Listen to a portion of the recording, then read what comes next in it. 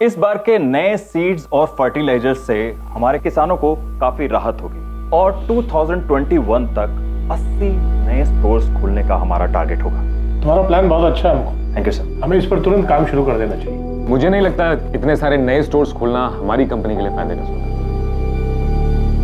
अपूर्व, क्या मतलब है तुम्हारा? हमें फ्री डिलीवरी चेन सेटअप करने के साथ साथ खुद को अपग्रेड करना चाहिए। इससे फायदा ये होगा कि फार्मर्स को सीड्स और फर्टिलाइजर्स लेने के लिए छोटे मोटे शहरों में जाने की जरूरत नहीं पड़ेगी। उन्हें घर बैठे ऑनलाइन ऑर्डर करना है और सामान उनके दरवाजे तक आ जाए।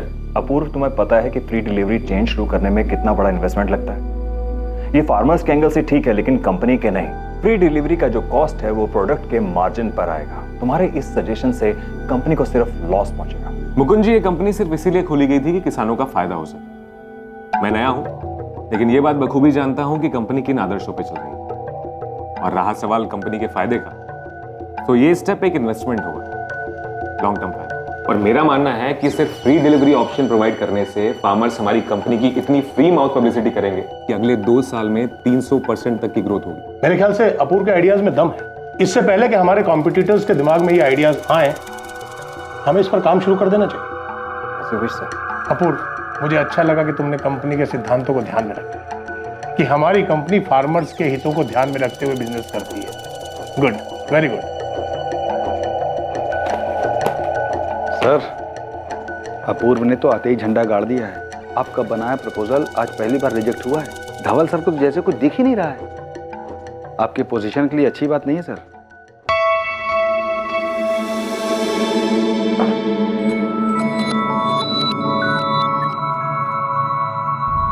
आपको वाकई मेरा आइडिया पसंद आया, या फिर आपने मेरी साइड सिर्फ इसलिए ली क्योंकि मैं आपका बेटा हूं? क्योंकि मुकुंद जी को तो आइडिया बिल्कुल पसंद नहीं आया। अपूर्व, मैंने तुम्हारे आइडिया को इसलिए सपोर्ट किया था क्योंकि वो हमारी कंपनी और हमारे फार्मर्स के लिए फायदेमंद है। उस काफसे के बच्चे का काम तमाम करना है। बहुत नाक में दम कर रखा है उसने। इस बार चार्ज थोड़ा ज्यादा बैठेगा सर। बोल कितना? 10 15 दिए, लेकिन मेरा नाम बाहर नहीं आना चाहिए। पकड़ा गया तब भी नहीं। अब बेफिक्र रहो साहब, काम भी हो जाएगा और नाम भी नहीं आएगा। ये 5 लाख एडवांस, बाकी काम होने के बाद। करना कब है? तुम तैयारी करो, डेट में बताता हूँ। यश, सो जा बच्चा। क्या हो गया? सो जा, सो जा। मम्मा थक गई। यश, क्यों रो रहा है? सो जाना। नींद नहीं आ रही है? हाँ, सो जाना। क्या हुआ यश? सो ही नहीं रहा है। आजा आजा बच्चा, आजा आजा मेरे पास आओ। आज पापा सुलाएंगे बच्चे को, हैं? मेरा बच्चा। चलो चलो मेरे साथ चलो। आप क्या कर रहे हो? तुम 2 रात से सोई नहीं, सो जाओ आराम से। चलो बच्चे, बाहर चलते हैं। आजा। भाग्यश्री, मैं सोच रहा हूँ कि अपूर्व अब तैयार है। मैं रिटायर हो जाता हूँ, वो संभाल लेगा कंपनी। हाँ बिल्कुल। तो अब आपको भी ना थोड़ा सा आराम करना चाहिए।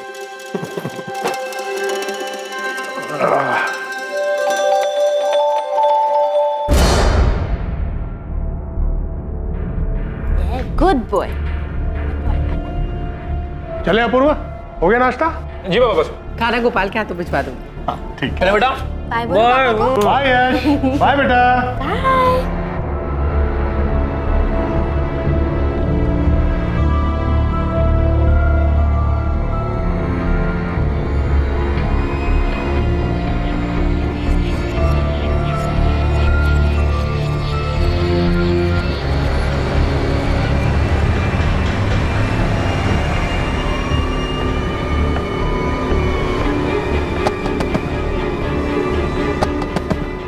यार बेटा, इनकी भी मजबूरी है बेटा। पापा, ऐसे लोगों को ज्यादा बढ़ावा नहीं देना चाहिए। कोई बात नहीं।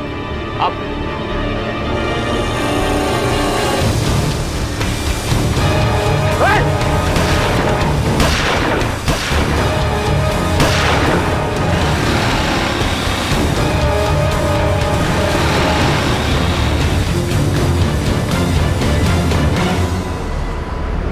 पापा, पापा।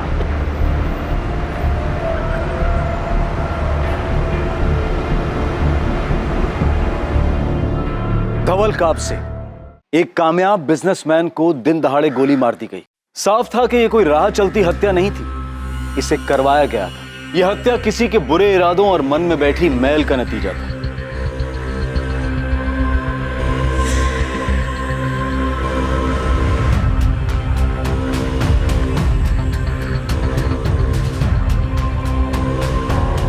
सर 4 गोलियां मारी गई है, पॉइंट ब्लैंक रेंज से। ज्यादा खून बह जाने से कार्डियक अरेस्ट हुआ और विक्टिम की मौके पर डेथ हो गई। जिस तरह से ये काम किया है प्रोफेशनल किलर ही होगा, बचने का कोई चांस ही नहीं। चारों गोलियां लोकल मेड गन की लगती हैं सर। चारों गोलियां सीने में मारी गई हैं।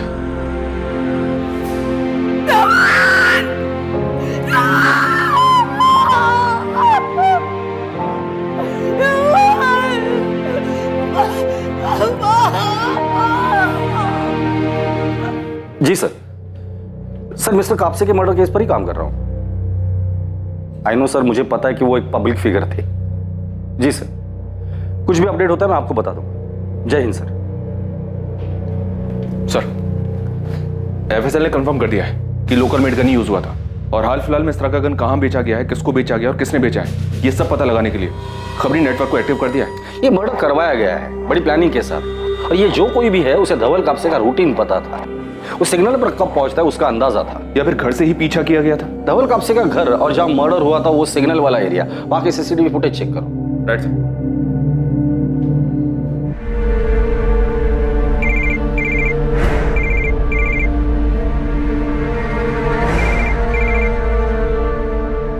क्या हुआ? मैंने कहा था ना ये नंबर सिर्फ इमरजेंसीज के लिए दिया है। क्यों कॉल किया?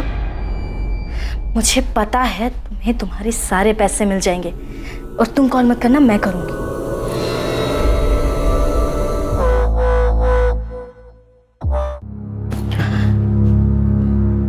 मम्मी ने दूध पिया? नहीं, सोने की कोशिश कर रही हैं। जानवी क्या हो गया है? ऐसा लगता है जैसे कोई बुरा सपना देख रहा हूं।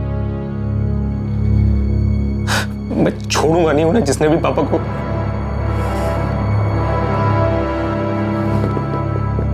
उस भिखारी का चेहरा देखा था या हुलिया बता सकते हो? बस इतना देखा कि उसके कपड़े बहुत मैले थे, आधा चेहरा शॉल से ढका हुआ था। तुमने कुछ देखा? नहीं देख पाया सर। इससे पहले कि मैं कुछ समझ पाता वो बाइक पर बैठकर उल्टी तरफ भाग गया। उस बाइक के बारे में कुछ बता सकते हो? नंबर प्लेट देखी थी? ब्लैक कलर की बाइक थी, जेके बाइक जैसी। मैं नंबर ठीक से नहीं देख पाया, लेकिन उसके नंबर की शुरुआत MH12 से थी सर। MH12 मतलब बाइक पुणे की है सर। आप लोगों को किसी पर शक कोई ऐसा कर सकता है? पता नहीं सर, कौन करेगा ऐसा? मैं हमेशा धवल से कहती थी संभल कर आया जाए कर, थोड़ा चौका ना रहे, लेकिन उन्होंने मेरी बात कर दी। आप उनसे ऐसा क्यों कहती थी? क्या उन्हें कोई खतरा था? 2 साल पहले भी उन पर अटैक हुआ था। क्या बोल रहे हो आप? उस वक्त भी गोपाल उनके साथ था।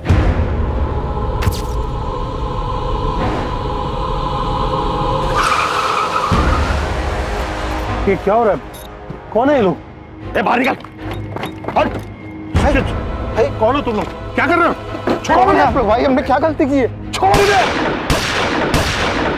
ये सिर्फ वार्निंग है, नेक्स्ट टाइम सीधा तेरे भेजे में लगेगी, समझा? चल निकल।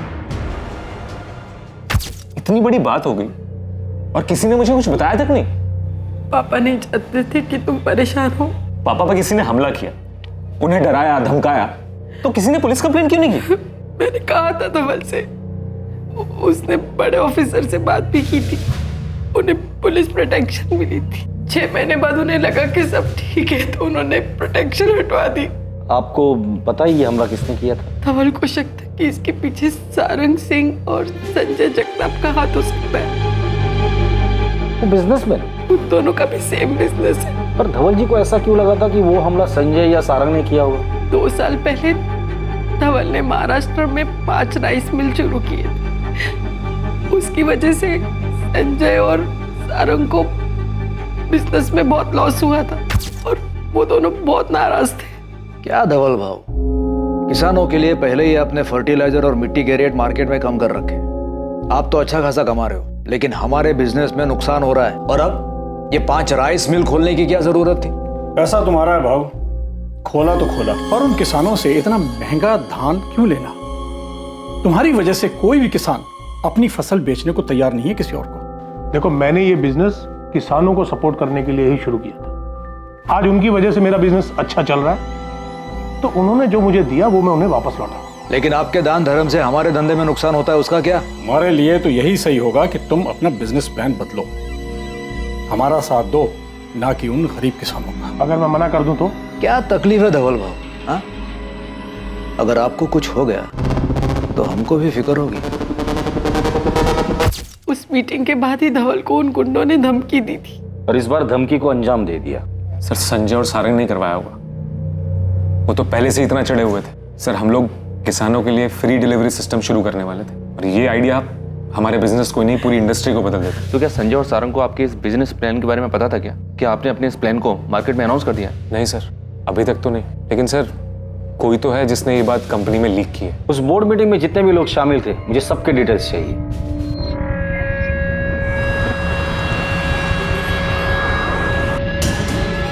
एग्रीकल्चर इंडस्ट्रियलिस्ट धवल कापसे की हत्या की खबर से पूरा शहर हिल गया है। जब उनकी कार पुणे शहर के संगम नगर एरिया के ट्रैफिक सिग्नल पर खड़ी थी, तभी उन्हें दिन दहाड़े गोली मार दी गई। सूत्रों के हवाले से खबर आ रही है कि गोली मारने वाला भिखारी के वेश में आया था। क्राइम ब्रांच पर केस को जल्द से जल्द सॉल्व करने का प्रेशर है। हमारे सूत्रों के अनुसार कुछ संदिग्धों के नाम भी सामने आए हैं। दिन दहाड़े हुए इस हत्याकांड से प्रशासन भी सख्ते में है। क्राइम ब्रांच पर कातिल को पकड़ने के लिए और भी ज्यादा दबाव बढ़ गए हैं।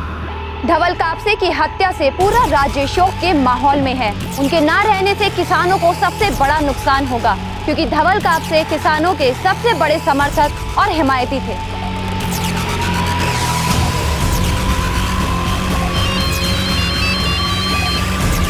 हेलो, देखा क्या? टीवी पे धवल कापसे के मर्डर की न्यूज़ दिखा रहे हैं।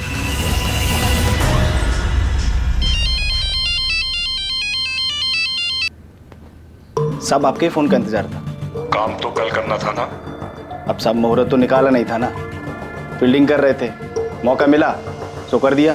ठीक है, काम सफाई से हुआ है ना, मेरा नाम आना नहीं चाहिए। साहब बिल्कुल बेफिक्र रहिए आप। और साहब वो बैलेंस अमाउंट कल रात 9 बजे मिल वहीं पर। ठीक है।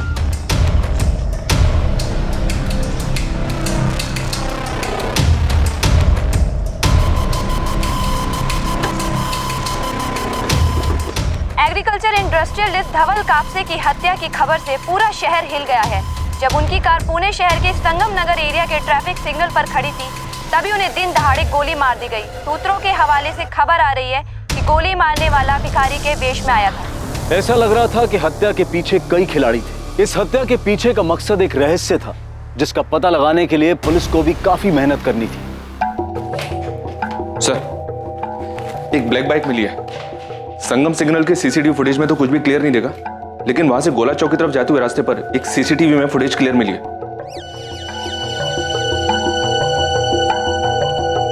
यही बाइक है सर। अगर प्रोफेशनल किलर्स हैं तो नंबर प्लेट भी फर्जी होगा सर। धवल कापसे के बिजनेस राइवल संजय और सारंग बुलाकर लेकर उन्हें बात करके देखते हैं, पता तो चल जाएगा कौन कितने पानी में है। साहब साहब, बोल गणेश, क्या खबर है? साहब वो गन सेलर जिसने गन बेची थी वो मिल गया है। नाम क्या उसका? लक्ष्मण खुरपे नाम है सर, यही शंभूवाड़ी में रहता है, घर से ही ऑपरेट करता है।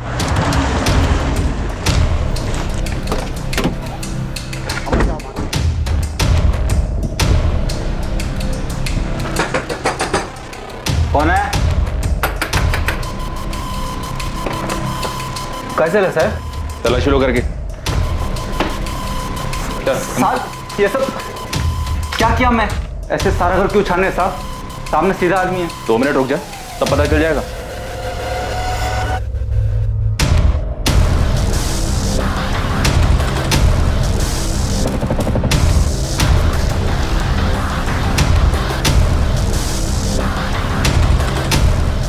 सर, ये गन मिली सब।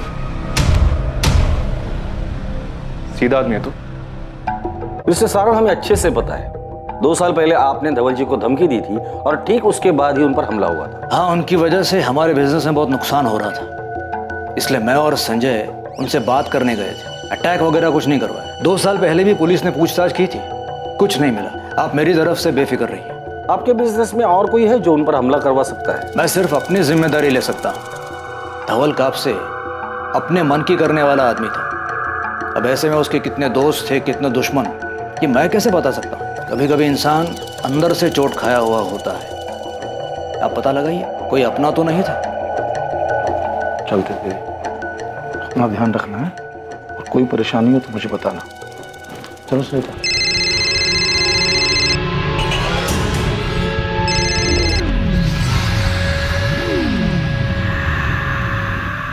जा रहे हैं मामा जी? हाँ बेटा, तो दिल्ली की फ्लाइट है, कुछ काम है।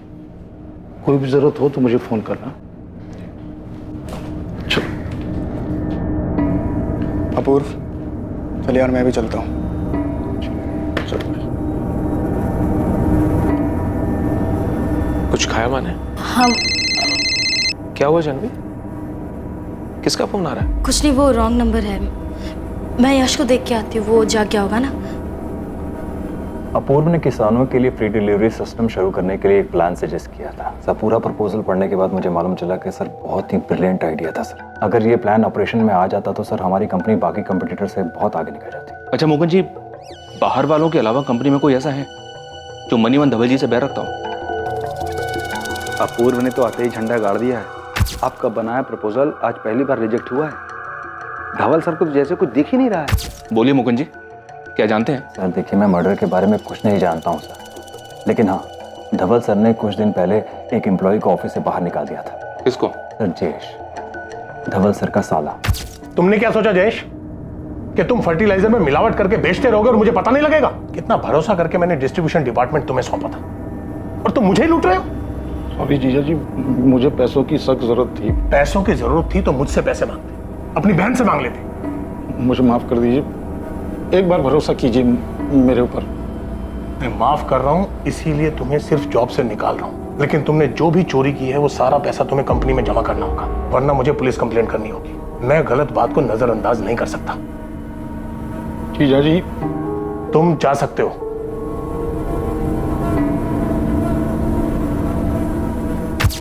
क्या धवल जी की वाइफ को इसके बारे में पता है? मुझे नहीं पता सर, लेकिन धवल सर ने मुझे बोला था कि मैं किसी को भी जयेश को निकाले जाने की वजह न बताऊं।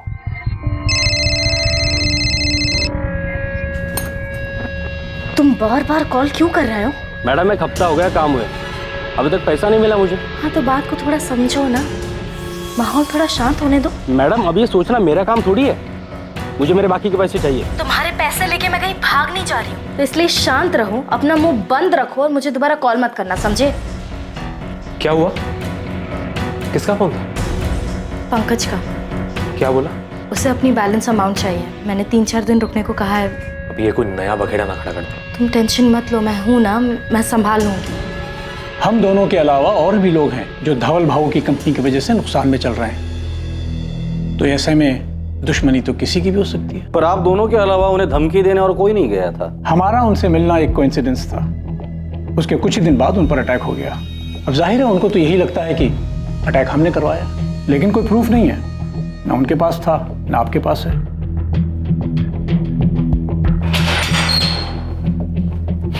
चलो बताता सर, मैं गन बेचता है, मध्य प्रदेश से माल उठाकर यहाँ पूना में बेचता है। सप्लायर कौन है तेरा? पता नहीं, मैं तो मिडिल मैन से लेता है, उसका नंबर है मेरे पास। पिछले 1 महीने में पूना में तूने कितने गन बेचे हैं और किस किस को बेचे हैं? सब बोल। पिछले महीने 2 लोगों ने लिया है। नाम बोल। मोहम्मद इरफान और प्रकाश सुरवे। बाकी डिटेल्स जल्दी बोल लक्ष्मण, बोल। सर, जिस बाइक पर शूटर भागे थे उस बाइक के ओनर का पता चल गया, किसी सुबोध मंडल के नाम पर है। एड्रेस मिला? जी हाँ सर, उसके घर एक टीम भेज दी मैंने। गुड।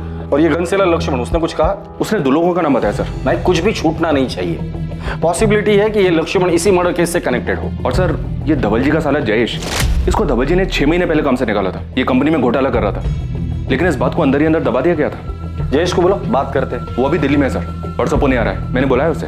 एक काम करो, धवल जी के फैमिली मेंबर्स के सबके कॉल डिटेल्स निकालो, शायद वहीं से हमें कुछ मिल जाए। Right sir. सर, ये बाइक का मालिक Subodh Bhave. MH12 AF145H bike तुम्हारी है? हाँ साहब। ये बाइक एक मर्डर में इस्तेमाल हुई है। सच सच बता, क्या किया तूने? क्या बात कर रहे हैं साहब, पिछले महीने मेरी बाइक चोरी हो गई थी, मैंने कंप्लेंट भी किया था। कौन से पुलिस स्टेशन में? MS नगर पुलिस स्टेशन।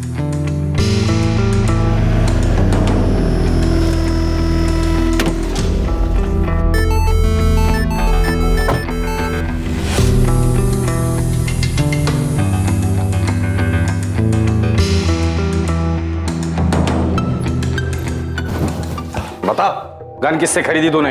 लक्ष्मण नाम है सर उसका। उसी गन से मर्डर किया ना? नहीं सर, वो गन तो जैसे लिया था वैसे रखी है सर। झूठ मत बोल, लक्ष्मण ने हमें तेरे बारे में सब कुछ बता दिया है। चल बोल। सर मैंने कुछ नहीं किया सर, मैं अपने दोस्तों को दिखाने के लिए रखा था वो गन। क्या बकवास कर रहा है? मुझे फट्टू फट्टू बोलते थे और मुझे बोलते थे कि तू डरपोक है, तू कभी गन नहीं पकड़ सकता। इल्लीगल गन खरीदने को तू खेल समझता है? मुझसे गलती हो गई, मुझे माफ कर दीजिए सर। मैं अपने दोस्तों के बहकावे में आ गया सर। गन क्यों खरीदी थी? अब बेफिक्र रहो साहब, काम भी हो जाएगा और नाम भी नहीं आएगा। ये 5 लाख एडवांस। बता दे वरना मुंह खोलने के और भी तरीके आते हैं मुझे। साहब मुझे नहीं, मेरे दोस्त को चाहिए था, उसके बोलने पर ही मैंने लिया था, फिर बाद में उसने लेने से मना कर दिया। साहब अभी भी वो गन मेरे पास ही है। तो उसका नाम बोल, नंबर दे उसका। क्या सोच रहा है? किसका नाम बताओ? हाँ, या याद नहीं आ रहा है तुझे? दे परा, धवल कापसे को क्यों मारा? किसने सुपारी दी थी? कौन धवल कापसे? सर मैंने किसी को नहीं मारा सर। तो गन क्या अपने बारात में फायर करने के लिए खरीदा था? मैं परेशान हो गया था अपने हालात से, मजदूरी का काम कर करके इतना पसीना बहाने के बाद सिर्फ चिल्लर ही मिलता था, इसलिए मैंने गन खरीदा। सोचा कि बैंक लूट लेता हूं, कम से कम जिंदगी भर पैसों की तकलीफ तो नहीं होगी। साहब मैं सच बोल रहा हूं, मैंने किसी को नहीं मारा। आपको जो 6 गोली मिली थी ना मेरे घर पे, वो सब मैंने लक्ष्मण से खरीदा था। और सब वो सामान अभी भी वैसा का वैसा ही है, एक भी गोली नहीं चली उस बंदूक से।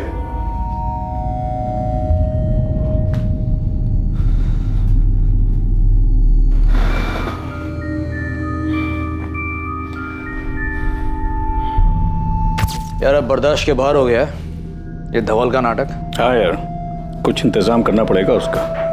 क्या कर सकते हैं, वो डरता भी तो नहीं है। इस बार धमकी नहीं, सीधे गोली देंगे, असली वाली बुलेट। चढ़ गई है क्या? समझ में आ रहा है क्या बोल रहे हो? हम ऐसा कुछ नहीं करेंगे। मैं उसको डराने की बात कर रहा हूँ, जान से मारने के लिए नहीं। 2-4 गुंडों को हायर करेंगे और उनसे कहेंगे कि गोली धवल के कान के पास चलनी चाहिए। उसको भी तो डर का एहसास हो, हमारे बिना कहे वो हमारी बात भी समझ जाएगा और फिर उसके बाद वो हमें सीरियसली भी लेगा।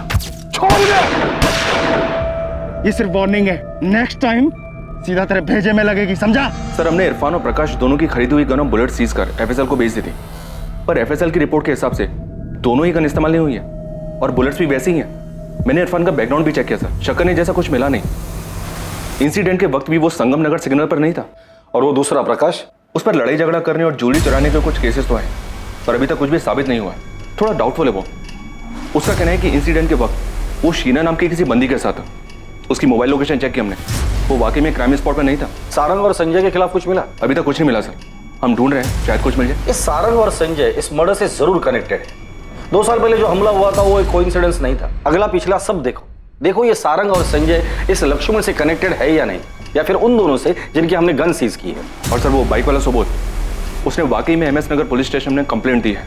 बाइक चोरी की थी, इसलिए शायद इन्होंने नंबर प्लेट नहीं चेंज की थी। माना कि धवल पे अटैक को 2 साल हो गए हैं, लेकिन पुलिस खोद के सब डिटेल्स निकालेगी तो 2 साल बहुत होता है, कुछ मिलेगा नहीं उनको। लेकिन हमें सावधान तो होना ही पड़ेगा, पुलिस नजर रखेगी हम पे। अब क्या करें? हमें शांत रहना है, कुछ उल्टा सीधा नहीं करना है और घबराना भी नहीं है।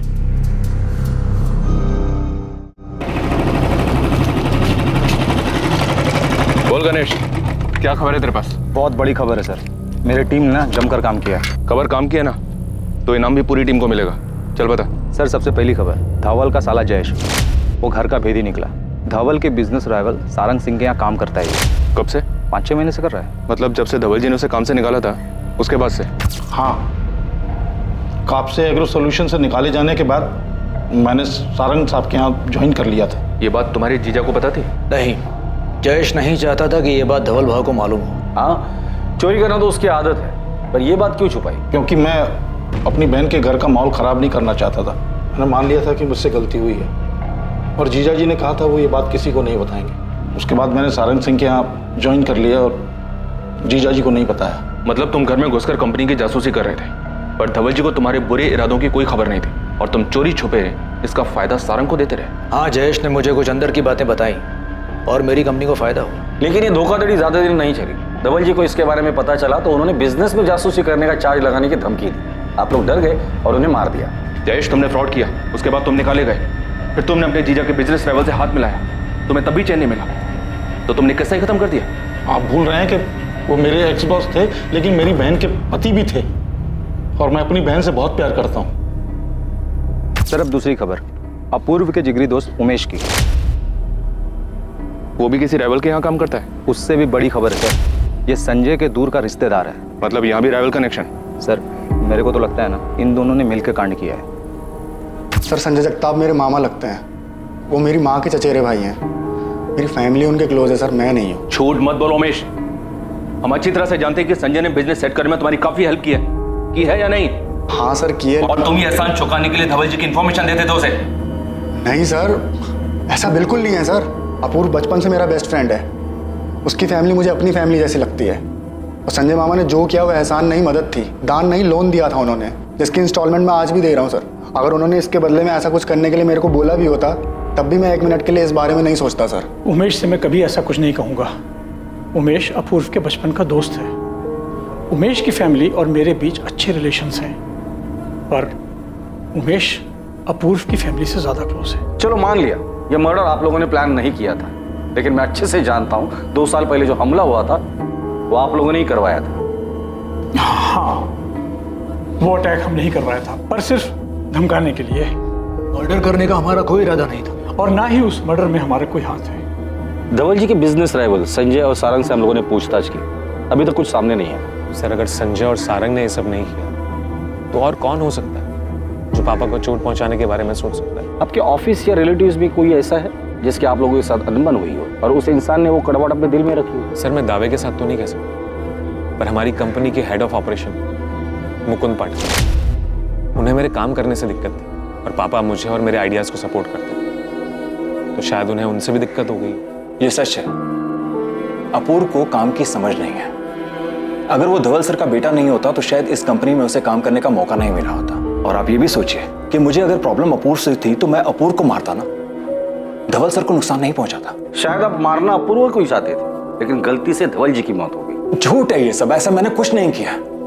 अगर आपको ऐसा लगता है इन सबके पीछे मेरा हाथ है तो आप सबूत लाइए, मैं आपके पास खुद आ जाऊंगा जहां आप बोलेंगे। सर एक और खबर है, इन दोनों से ज्यादा बड़ी और ज्यादा चौंकाने वाली। क्या? सर आपने मेरे को बोला था कि कापसे फैमिली पर नजर रखो, मैंने रखी। धवल का बेटा अपूर्व अभी 6 महीना पहले 1 नंबर का सट्टेबाज था, सर के ऊपर बहुत बड़ा कर्जा था। और ये बात शायद किसी को अच्छी नहीं लगती। कहीं किसी ने अपूर्व का गुस्सा उसके पिता धवल कापसे के ऊपर तो नहीं निकाला, या फिर टारगेट अपूर्व था लेकिन मारे गए धवल कापसे। सर ये कापसे फैमिली तो बहुत कुछ दबाकर बैठी है। ये अपूर्व सट्टेबाज था, कर्जा है उस पर और पता नहीं क्या क्या किया होगा। अपूर्व की बीवी जानवी, वो भी बड़ी छुपी रुस्तम है। मतलब सर? कॉल रिकॉर्ड से पता चलता है कि जानवी पंकज मिश्रा नाम के गुंडे के लगातार कांटेक्ट में है। उसके बैंक डिटेल से पता चलता है कि जानवी ने अपने अकाउंट से पंकज मिश्रा की बीवी जूही के अकाउंट में 3 बार 2-2 लाख करके 6 लाख की पेमेंट की है। अजीब है सर, पंकज जैसे गुंडे के टच में है, किसी बात के पैसे देती है, वो भी ऐसे टेढ़े तरीके से। बुलाओ दोनों को, देखते हैं क्या कहानी सुनाते हैं।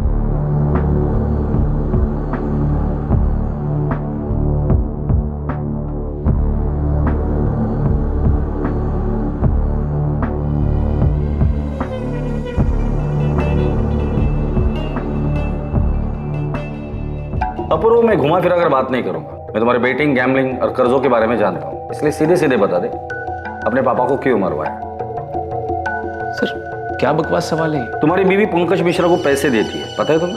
आपको कैसे पता? मतलब तुम्हें पता है? हाँ मैं पंकज को जानता हूँ, पर मैंने उसे किसी और को किडनैप करने को कहा था। किडनैप? किसे किडनैप करवाया तूने? करण शिंदे नाम है उसका, उसकी बीवी को, ताकि करण डर जाए। ये करण कौन है? कोई नाम का जर्नलिस्ट है, किसी लोकल न्यूज चैनल के लिए काम करता है। उसकी वाइफ को किडनैप क्यों करवाया? वो अपूर्व को ब्लैकमेल कर रहा था। क्या बोल रही हो तुम? ब्लैकमेल? किस बात के लिए?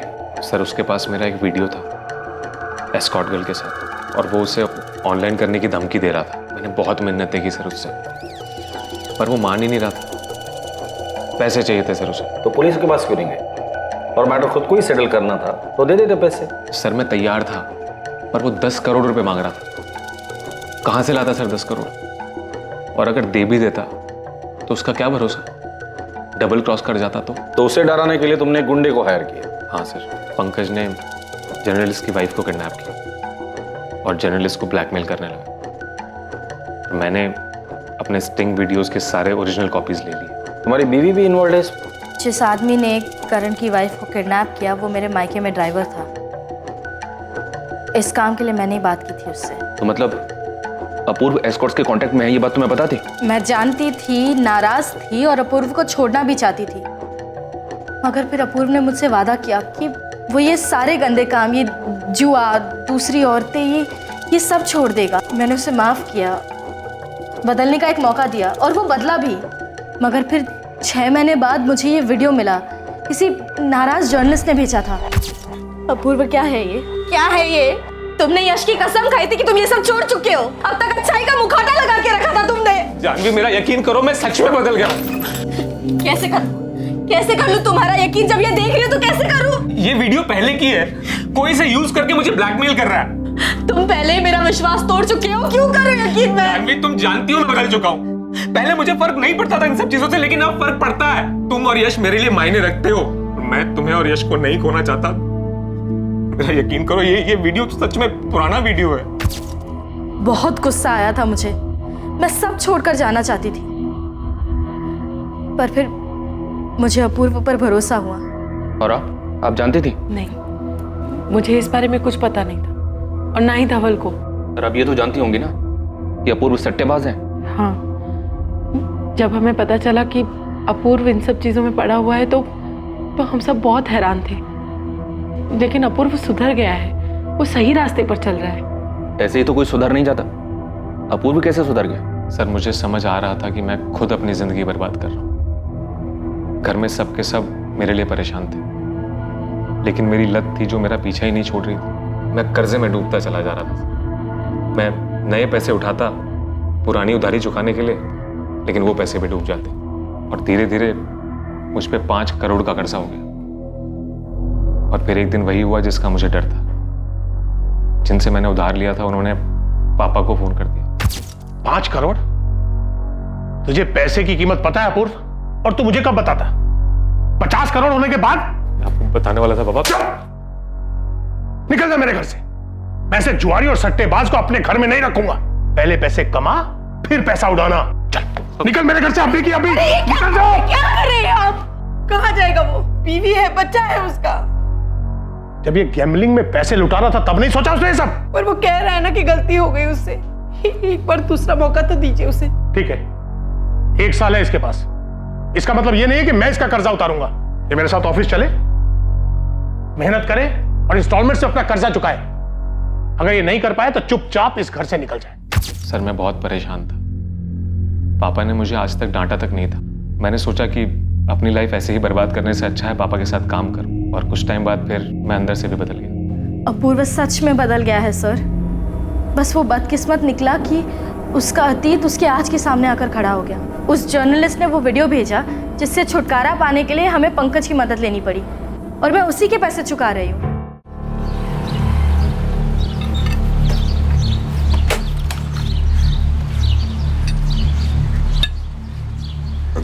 गणेश भाई? अरे नीलेश, वो ब्लैक जेके बाइक का कुछ पता चला क्या? अभी तक नहीं भाई। पुणे के सारे डीलर से बात हो चुकी है, पर किसी को पता नहीं उस बाइक के बारे में। पक्का? तूने तसल्ली कर ली हर जगह? हाँ भाई, एक काम करता हूँ, फिर से दोबारा से पूछ लेता हूँ लोगों से। देख ले, क्या पता तेरे से कुछ छूट गया हो। नीलेश एक बात बता, ये चोरी की गाड़ियाँ तो तेरे पास भी आती है ना? तू भी तो डील करता है ना? तो कहना क्या चाह रहा था? ये सब काम करना मैंने कब का छोड़ दिया है। 6 महीने हो गए उसे दूर होकर। अच्छा ठीक है, नाराज क्यों हो रहा है? जा सुन, काम मत छोड़, ढूंढता रहे, ठीक है? चल। सर एक बड़ा ब्रेक मिला है। क्या? शूटर और मास्टरमाइंड के बीच का लिंक मिला है। कहां से? कौन है वो? सर गणेश ने टिप दी कि संजय और सारंग शाइनिंग मून बार में अक्सर मिलते हैं, तो मैंने वहां के अंदर के सीसीटीवी फुटेजेस निकलवाए, वहीं से पता चला।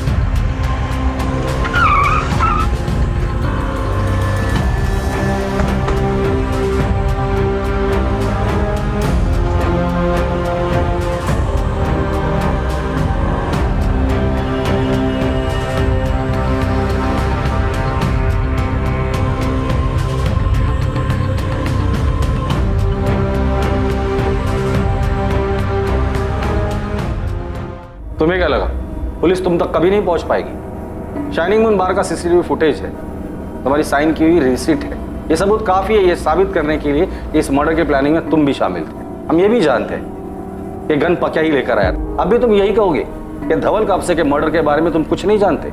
संजय, तुम्हारा जेल जाना तो पक्का है, बस अपने मुंह से सच बोलोगे तो थोड़ी बहुत दया दिखा देंगे, वरना जेल में ऐसी जगह रखूंगा तुम्हें जहां खूंखार और खतरनाक कैदी रहते हैं। मैं बताता हूँ, सब बताता हूँ।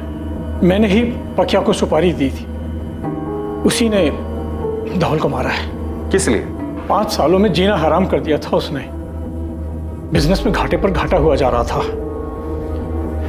बहुत समझाया पर वो हमारी एक नहीं सुन रहा था। सारंग भी शामिल था इसमें? नहीं सर, वो तो मर्डर का नाम सुन के ही डर गया। मैंने सोच लिया कि अब ये काम मुझे अकेले ही करना होगा। अब जेल में भी अकेले ही सड़ना। आखिरकार धवल कापसे की हत्या का साजिश करता सलाखों के पीछे था, और हत्या के पीछे की जो वजह सामने आई वो बिजनेस राइवलरी थी। अब पुलिस को सिर्फ एक आखिरी खिलाड़ी को पकड़ना था, जिसके बाद ये केस क्लोज हो जाता। दूसरी तरफ हत्या का खुलासा होने से धवल के परिवार को उनके सवालों के जवाब मिल गए, और 7 दिनों की खोजबीन के बाद पुलिस ने पकिया को भी पकड़ लिया। पकिया ने अपने बयान में कुछ ऐसे खुलासे किए जिसकी किसी ने उम्मीद भी नहीं की थी। इस खुलासे के बाद सवाल उठने लगा कि क्या यह केस वाकई अपने अंजाम तक पहुंच गया था। 2 साल पहले मैंने ही धवल कापसे पर अटैक किया था, क्योंकि इसके लिए मुझे संजय जगताप ने बोला था, और इस बार भी संजय जगताप ने ही धवल कापसे की सुपारी दी थी। पर सर, मैं वो नहीं हूं जिसने धवल को मारा है। अब ये मत बोलना कि तूने नहीं, तूने चलाई बुलेट ने उसे मारा है। नहीं कहूंगा सर, पर सच्चाई यही है कि धवल को लगने वाली गोली ना तो मेरी बंदूक से निकली थी और ना ही उसे चलाने वाले मेरे हाथ थे। सब मैं तो खुद ही हैरान था कि जो सुपारी मेरे हाथ में थी तो फिर उसे मेरे मारने के 1 दिन पहले किसने मार दिया। पर मेरे लिए तो ये मौका था कि संजय से झूठ बोलकर अपने बचे हुए 10 लाख रुपए लेने का। इसकी क्या गारंटी कि तू इस बार भी झूठ नहीं बोल रहा है? सब मैं आपको पहले ही बोल चुका हूं कि मर्डर वाले दिन मैं उस जगह था ही नहीं। सर, मैंने हर चीज को डबल चेक किया, ये पकिया झूठ नहीं बोल रहा है। ये मर्डर के टाइम पर शीना के साथ ही था, और जहां शीना काम करती है वहां आसपास भी इंक्वायरी की। मर्डर वाले दिन वहां पकिया को शीना के साथ देखा गया था। अगर पकिया सच बोल रहा है, फिर धवल कापसे का मर्डर किया किसने? इस केस में कुछ तो है जो हमारी नजर से छूट रहा है। किसने उठाई होगी सुपारी? नहीं, गणेश को बोलो जल्द से जल्द उस बाइक का पता लगाए।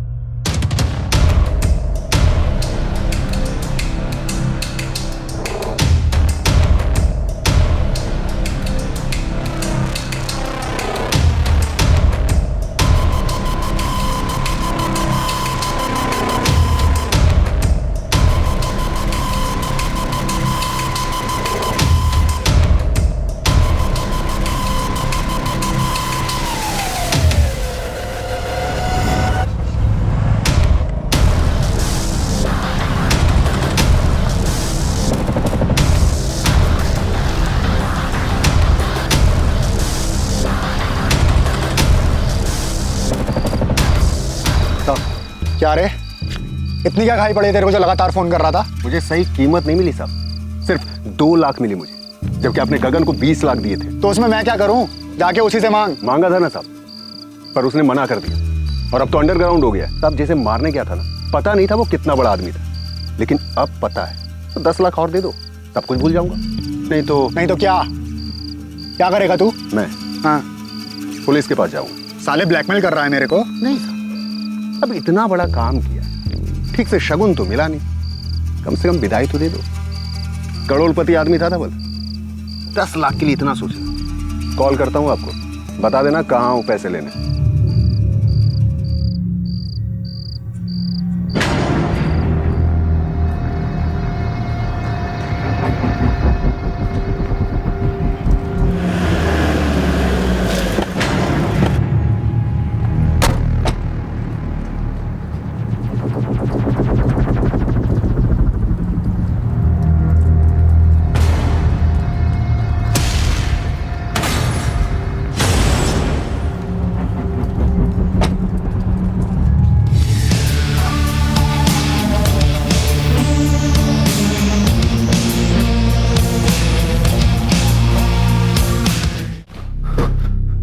मैं उमेश को तो जानता ही नहीं साहब। गगन ने मुझे कांटेक्ट दिया था। कौन गगन? हिस्ट्री शीटर था साहब, उससे दोस्ती थी मेरी। धवल कापसे की सुपारी भी उसी ने उठा था।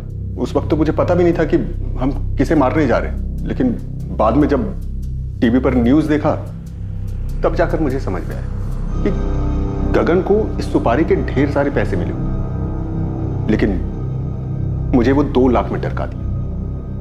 मैंने उससे पूछा भी, तू ठीक नहीं कर रहा है गगन, मुझे मालूम है कम से कम तूने 15-20 पेटी उठाया होगा, मैं सिर्फ 5 मांग रहा हूं। देख, मेरे को जो देने का था वो मैंने दे दिया। वैसे भी मर्डर मैंने किया था, तू तो सिर्फ बाइक पे बैठा था, समझा? मैं साथ में नहीं था क्या? अब ये सब बात छोड़ो, सीधे सीधे मुझे पैसे दो, नहीं तो मैं सीधा जा रहा हूं पुलिस के पास।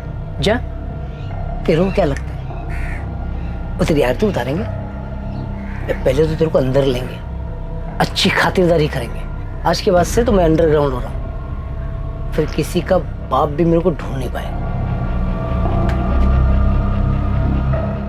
उसके बाद वो गगन ने नीलेश को मेरा नंबर दे दिया और वो पैसों के लिए हाथ धोकर मेरे पीछे पड़ गया सर। इससे पहले भी मैंने सेटलमेंट्स वाले छोटे मोटे काम कराए हैं सर उससे। तो सर इस बार भी मैंने उसी को बोला।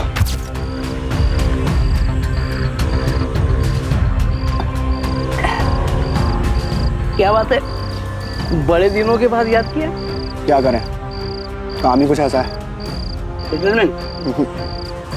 मर्डर करना है। हो जाएगा। किसका करना है?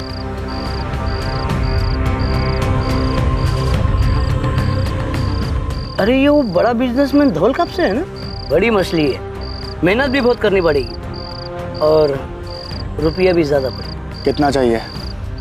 20 पेटी। मिल जाएगा। डन। मैंने उसे पैसे दिए और मर्डर का डेट फाइनल किया सर। किसके कहने पर किया तो नहीं ये, संजय के या सारंग के? सर ये मैंने लालच में आकर किया सर।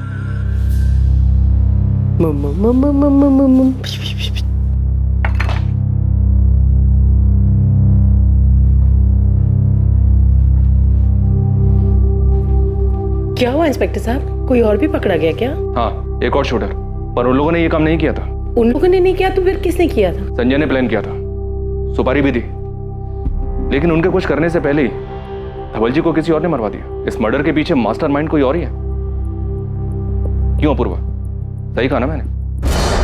आप कहना क्या चाहते हैं? अपूर्वा, अपनी पत्नी और माँ को तुम खुद बताओगे या फिर हम बताएं कि अपने पापा को तुमने ही मरवाया? सर, आज तक मुझे किसी ने छुआ तक नहीं है और पापा ने सबके सामने, मेरी पत्नी के सामने मुझे थप्पड़ मार दी। 5 करोड़? आपको बताने वाला था पापा। निकल जा मेरे घर से। मैं ऐसे जुआरी और सट्टेबाज को अपने घर में नहीं रखूंगा। घर से बाहर निकाल रहे थे, बहुत बेइज्जती हुई थी उससे, तो मैंने भी बदला लेने की ठानी। और फिर तुमने उमेश से कहा? समझते क्या है वो खुद को, इतना बड़ा कारोबार है और मैंने मांगा क्या था? सिर्फ 5 करोड़, जिसके लिए सबके सामने थप्पड़ मार दिया मेरे बाप ने। बहुत हो गया, छोड़ूंगा नहीं। क्या करेगा तू? हैं? क्या करेगा? मार दूं। क्या? मुझे तेरी मदद चाहिए। देख कपूर, बहुत पी लिए, घर चलते हैं, चलो। सुन, मेरे बाप की 2000 करोड़ की प्रॉपर्टी, तू मेरी मदद करेगा तो मैं तुझे 10% दूंगा। सर, मर्डर का सारा इंतजाम उमेश ने किया और मैं बस बदलने का दिखावा करता रहा ताकि सबकी नजरों में अच्छा बन जाऊं। तुम 2 रात से सोई नहीं, सो जाओ आराम से। एग्रीकल्चर मार्केट में अगर लीडर बनना है तो हमें इसके बारे में अभी से सोचना पड़ेगा। आपको वाकई मेरा आइडिया पसंद आया या फिर आपने मेरी साइड सिर्फ इसलिए ली क्योंकि मैं आपका बेटा हूं? मैं छोड़ूंगा नहीं उन्हें जिसने भी पापा को, और धीरे धीरे पापा को भी यकीन हो गया कि मैं बदल गया हूं। उन्होंने ऑफिस में भी मुझे वो इज्जत देनी शुरू कर दी थी। मेरे ख्याल से अपूर्व के आइडियाज में दम है। अपूर्व, मुझे अच्छा लगा कि तुमने कंपनी के सिद्धांतों को ध्यान में रखा। और फिर मैंने मर्डर का डेट और टाइम डिसाइड किया और फिर सब प्लान के मुताबिक हुआ। तुमने अपने पापा को सिर्फ इसलिए मरवाया क्योंकि उन्होंने तुम्हें एक थप्पड़ मारा था। सर पापा चाहते तो मेरी मदद कर सकते थे। सर आज भी जिन लोगों से मैंने उधार लिया है मुझे धमकी देते हैं। सर पापा नहीं जानते थे कि कैसे लोग हैं ये। सर ये लोग चाहते तो मुझे मार भी सकते थे, और वो भी सिर्फ 5 करोड़ रुपए के लिए। लेकिन पापा को कोई फर्क नहीं पड़ा। उनके लिए तो उनकी कंपनी सबसे ऊपर, उनके आदर्श सबसे ऊपर। अपूर्व, इतने क्रिमिनल्स देखे हम लोगों ने, पर तुम्हारे जैसे लोगों को देखकर हैरत होती है।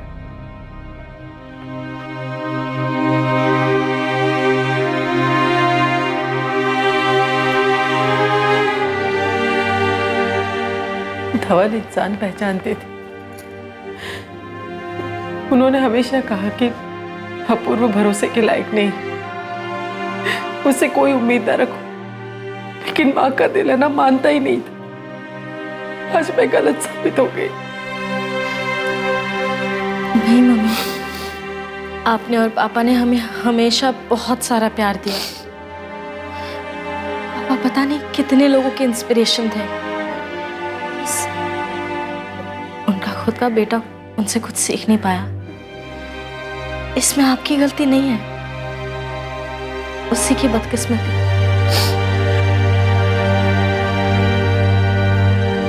अपूर्वा, उमेश, नीलेश और गगन को आईपीसी की धारा 302 के तहत हत्या के लिए और आईपीसी की धारा 120 के तहत आपराधिक षड्यंत्र के साथ साथ आर्म्स एक्ट की धाराओं के तहत भी बुक किया गया है। अपूर्वा के परिवार के लिए यह विश्वास करना काफी मुश्किल है कि अपूर्वा ने ही ये सारी साजिश रची और अपने पिता की हत्या करवाई।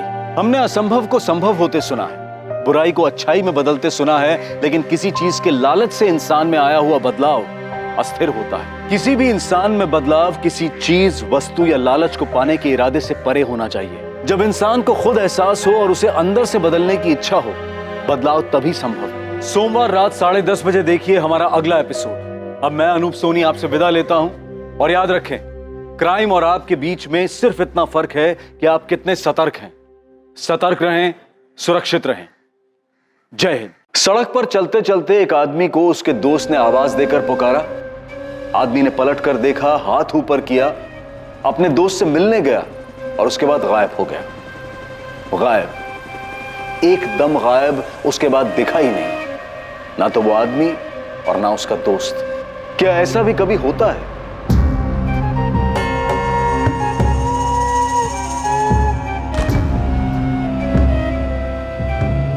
पापा, हाँ, मैं निकल रहा हूँ कॉलेज के लिए। अच्छा ठीक है बेटा, चलो बाय।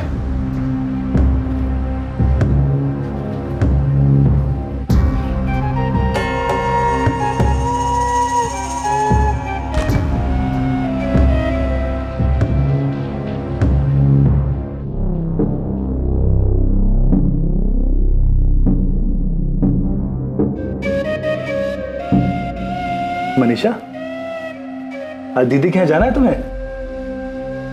हाँ? देखो आज तुम पूरा दिन अपनी दीदी के साथ रहो। मैं जब काम से लौटूंगा तो तुम्हें वापस घर ले आऊंगा। ठीक है। देखा मैं कितना ख्याल रखता हूँ तुम्हारा। अरे अब तो मुस्कुरा दो। मैं जल्दी से सब्जी काट देती हूँ, मम्मी जी को सिर्फ सब्जी चढ़ाना रहेगा। हाँ ठीक है। मनीषा बेटा, तू खुश है ना? मैंने हरीश से कहा है इतवार को वो तुझे पिक्चर दिखाने ले जाए। नई नई शादी हुई है, घूमना फिरना तो चाहिए ना।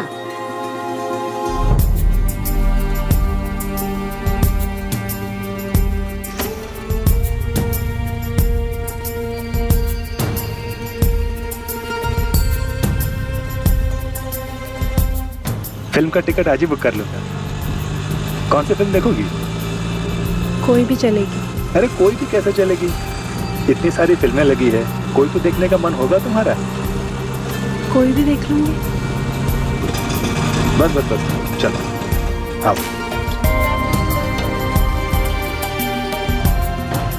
हरीश, हे हाय। मनीषा, एक काम करो, तुम जाओ, मैं 10-15 मिनट में आता हूँ, ठीक है? और उसके बाद वहां से काम पे चला जाऊंगा। तुम्हें पता है ना कंटेनरी का घर? आगे से राइट लोगी, उसके बाद लेफ्ट लेना। लेफ्ट लेते ही पहला मकान। ठीक है। पहुंच जाओगे ना?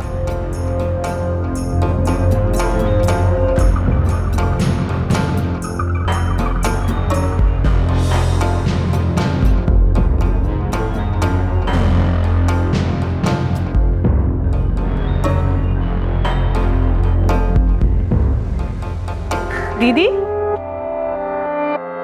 मनीषा कैसी हो? मैं बहुत अच्छी हूँ, तू कैसी है? अच्छी हो। चल अंदर चल। ये लो जीजू, आपकी फेवरेट अदरक वाली चाय। क्या बात है मनीषा, तू जब जब आती है ना तभी मुझे अदरक वाली चाय मिलती है, वरना तेरी दीदी तो। हाँ हाँ मैं सब सुन रही हूँ। आप मेरी बहन से मेरी ही चुगली कर रहे हैं। देखो किचन में मगर कान यही लगे हुए हैं। और तेरा हीरो का है हरीश, वो भी आने वाला था ना साथ में? आए ना, वो रास्ते में उनका कोई दोस्त मिल गया था तो बोले कि 10-15 मिनट बाद उससे मिलकर आएंगे। अच्छा बैठो ना। हनीमून का क्या प्लान है? कहीं लेके जा रहा है कि नहीं तुझे हरीश? हाँ शिमला जाने की बोल तो रहे थे, अब अगले महीने छुट्टी मिलेगी तो जाएंगे। मनीषा तू खुश है ना? मनीषा तेरे ससुराल में सब ठीक है ना? तेरे सास ससुर तेरा देवर सबसे बनती है ना तेरी? अरे ऐसे सर क्या हिला रही, कुछ बोल। हाँ दीदी सब ठीक है, और अभी तो शादी हुई है, सबको समझने में घुलने मिलने में थोड़ा टाइम तो लगेगा ना। ये बात भी है। मम्मी पापा की याद आती है? थोड़ी थोड़ी याद तो आएगी, लेकिन अब हरीश का घर ही तेरा घर है। अपने घर को अच्छे से संभाल, सबका ख्याल रख। और पता है बहुत नसीब वाली है तू, हरीश इतना अच्छा लड़का मिला है तुझे। फिर सर हिला रही है, कुछ बोल। हाँ दीदी मुझे पता है मेरा ही घर है, मुझे ही संभालना है, पर इसका मतलब ये तो नहीं ना कि सब मुझसे यही बात करेंगे। अभी जब घर गई थी 24 घंटा मम्मी पापा मुझे यही समझाते थे कि तेरा घर है, तुझे ही संभालना है। The number you are trying to call is currently switched off. Please try again later. Manisha Harish का फोन तो अभी भी बंद आ रहा है। क्या कहा था उसने, कितने बजे आएगा तुम्हें लेने? बोले थे शाम में काम से वापस जाते वक्त ले लेंगे, पर 7 बजे तक तो आ जाना चाहिए था। लेकिन अभी तो 7:30 बज गए हैं, अभी तक उसका कुछ पता ही नहीं है।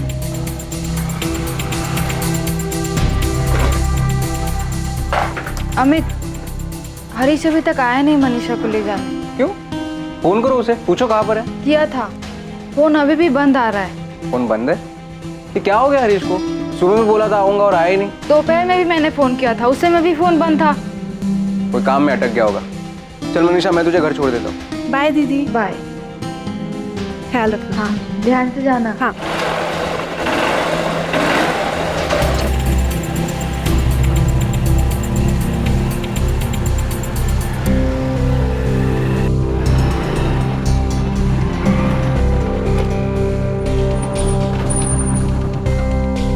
थैंक यू जीजू। Bye bye.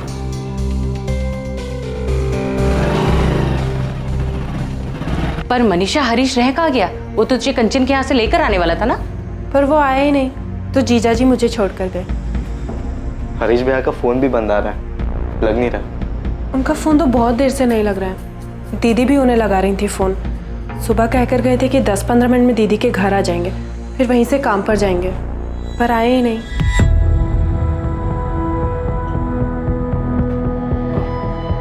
समझ बेटा, तू एक काम कर, तू हरीश के सेठ को फोन कर, हो सकता है काम ज्यादा होने की वजह से दुकान पर ही हो। पर भैया अगर दुकान पे रुकेंगे भी तो भी अपना फोन क्यों बंद रखेंगे? अरे तू पहले फोन तो कर, फिर बाद में पूछेंगे कि उसने फोन क्यों बंद कर रखा है। हेलो, हाँ सुमित बेटा। नहीं, हरीश तो आज सुबह से काम पर ही नहीं आया। 10:30 बजे मैंने दुकान खोली थी, तब से मैं भी उसे कॉल लगा रहा हूँ। लेकिन गौतम अंकल हरीश भैया तो सुबह काम के लिए ही निकले थे। निकला होगा, पर वो आज पूरे दिन काम पर नहीं आया। पापा, गौतम अंकल कह रहे कि हरीश भैया आज दुकान पे गए नहीं। बेटा मनीषा, हरीश किस दोस्त के साथ गया था सुबह? पता नहीं पापा जी, उनके किसी दोस्त ने आवाज़ दी थी। उन्होंने मुझसे कहा कि मैं दीदी के घर चले जाऊँ और वो थोड़ी देर में आएंगे, पर आए ही नहीं। पर दोस्त कौन था? पता नहीं मम्मी जी, मैंने नहीं देखा। योगेश भैया या अरशद भाई? मैंने देखा नहीं देवर जी। मैं लखनऊ में हूँ, मेरी तो हरीश से आज बात तक नहीं हुई। मैं तो कल ही लखनऊ आया था, कुछ काम से आया हूँ, परसों वापस आ रहा हूँ। सुमित क्या बात है, तो बहुत परेशान लग रहा है। योगेश भैया, हरीश भैया का फोन बंद आ रहा है। सुबह उनको कोई दोस्त मिला था जब वो मनीषा भाभी को उनकी दीदी के घर छोड़ने गए थे।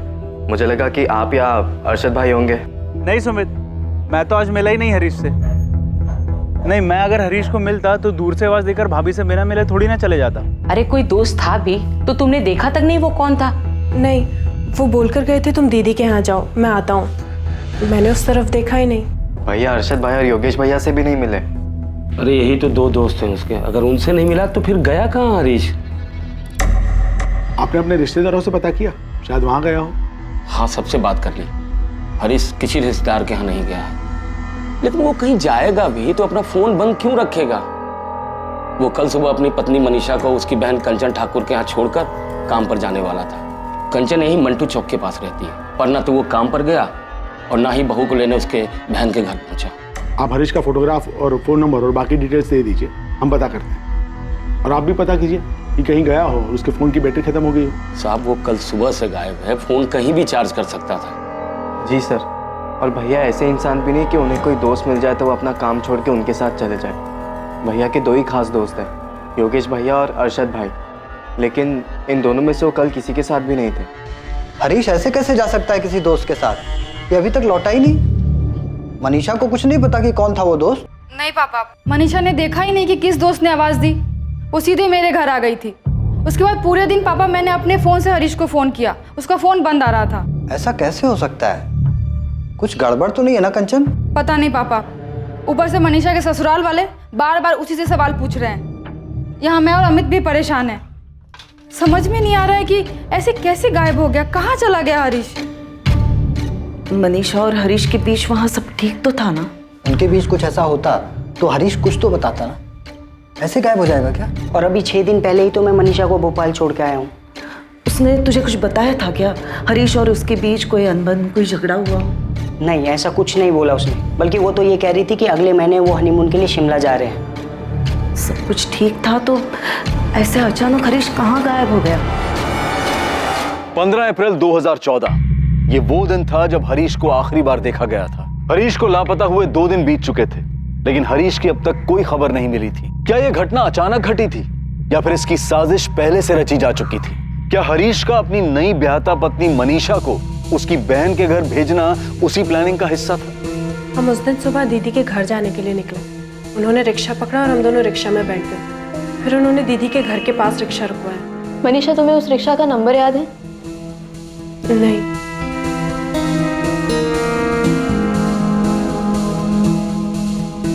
मम्मी का ऑर्डर है कि तुम्हें फिल्म दिखाने के लिए ले जाना है।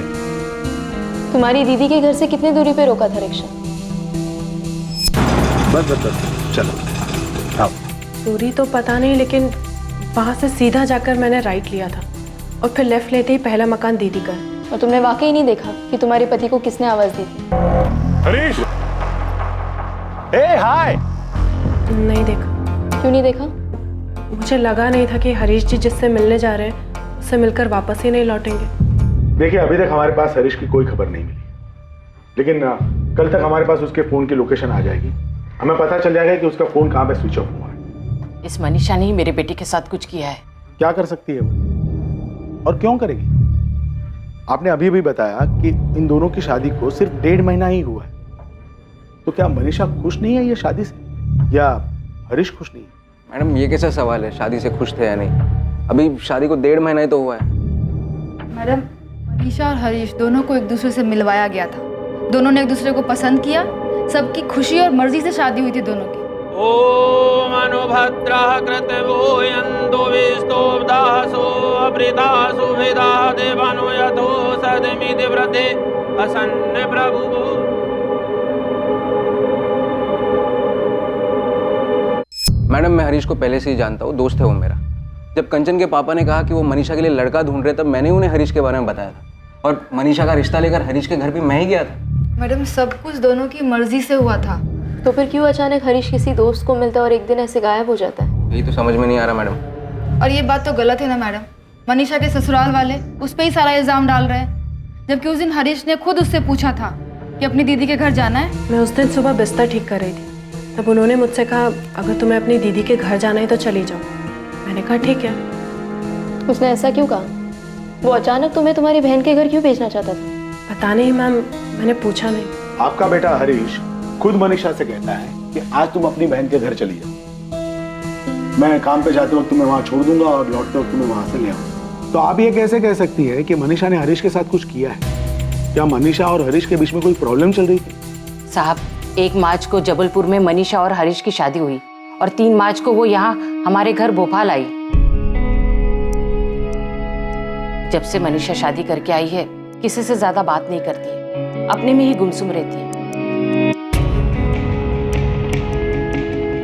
घर का सब काम करती है, खूब हाथ बटाती है वो, और उसे देखकर ऐसा लगता है जैसे उसने मन में कुछ दबा के रखा है, बिना किसी भाव के बस निभाए जा रही है। यहाँ तक कि घर के हर एक सदस्य ने उसे अलग अलग पूछा कि वो ये शादी से खुश है या नहीं। मनीषा बेटा, तू इस शादी से खुश है ना? बहू, तुम खुश तो हो ना? हमें लगा बस 23 साल की है अभी, मैके की याद आ रही होगी, इसलिए खुद हमने सामने से हरीश से कहा कि कुछ दिनों के लिए उसे अपने माँ बाबूजी के यहाँ छोड़ आए। 25 मार्च को हरीश उसे जबलपुर छोड़ने गया और उसके बाद 6 अप्रैल को उसका भाई विनोद यहाँ उसे भोपाल छोड़ने आया। अरे बेटा नमस्ते। आवा। नमस्ते अंकल। नमस्ते बेटा। खुश रहो। खुश रहो, खुश रहो। अच्छा ठीक है, अब मैं निकलता हूँ। नमस्ते आंटी। अरे विनोद बेटा, ऐसे कैसे बिना खाना खाए चले जाओगे? नहीं अंकल, वो मैं घर जाके। नहीं कुछ नहीं, चलो बैठो। बिना खाए तुम कहीं नहीं जाओगे। चलो हाथ मुंह धो लो और थोड़ा आराम कर लो, तब तक खाना तैयार हो जाए। तो इन सब चीजों की वजह से आपको लगता है कि मनीषा खुश नहीं थी? अब कैसे बताया आपको, जब भी देखो गुमसुम रहती है, अपने से कभी कुछ नहीं बोलती। सर, मम्मी बताने में हिचकिचा रही है। मैं आपको बताता हूँ इन्हें मनीषा भाभी पर शक क्यों है। हाँ बोलो सुमित। सब 15 तारीख की रात को भैया जब घर नहीं लौटे तभी हम सब बहुत परेशान थे, लेकिन भाभी को कुछ असर ही नहीं था, एकदम आराम से थी वो।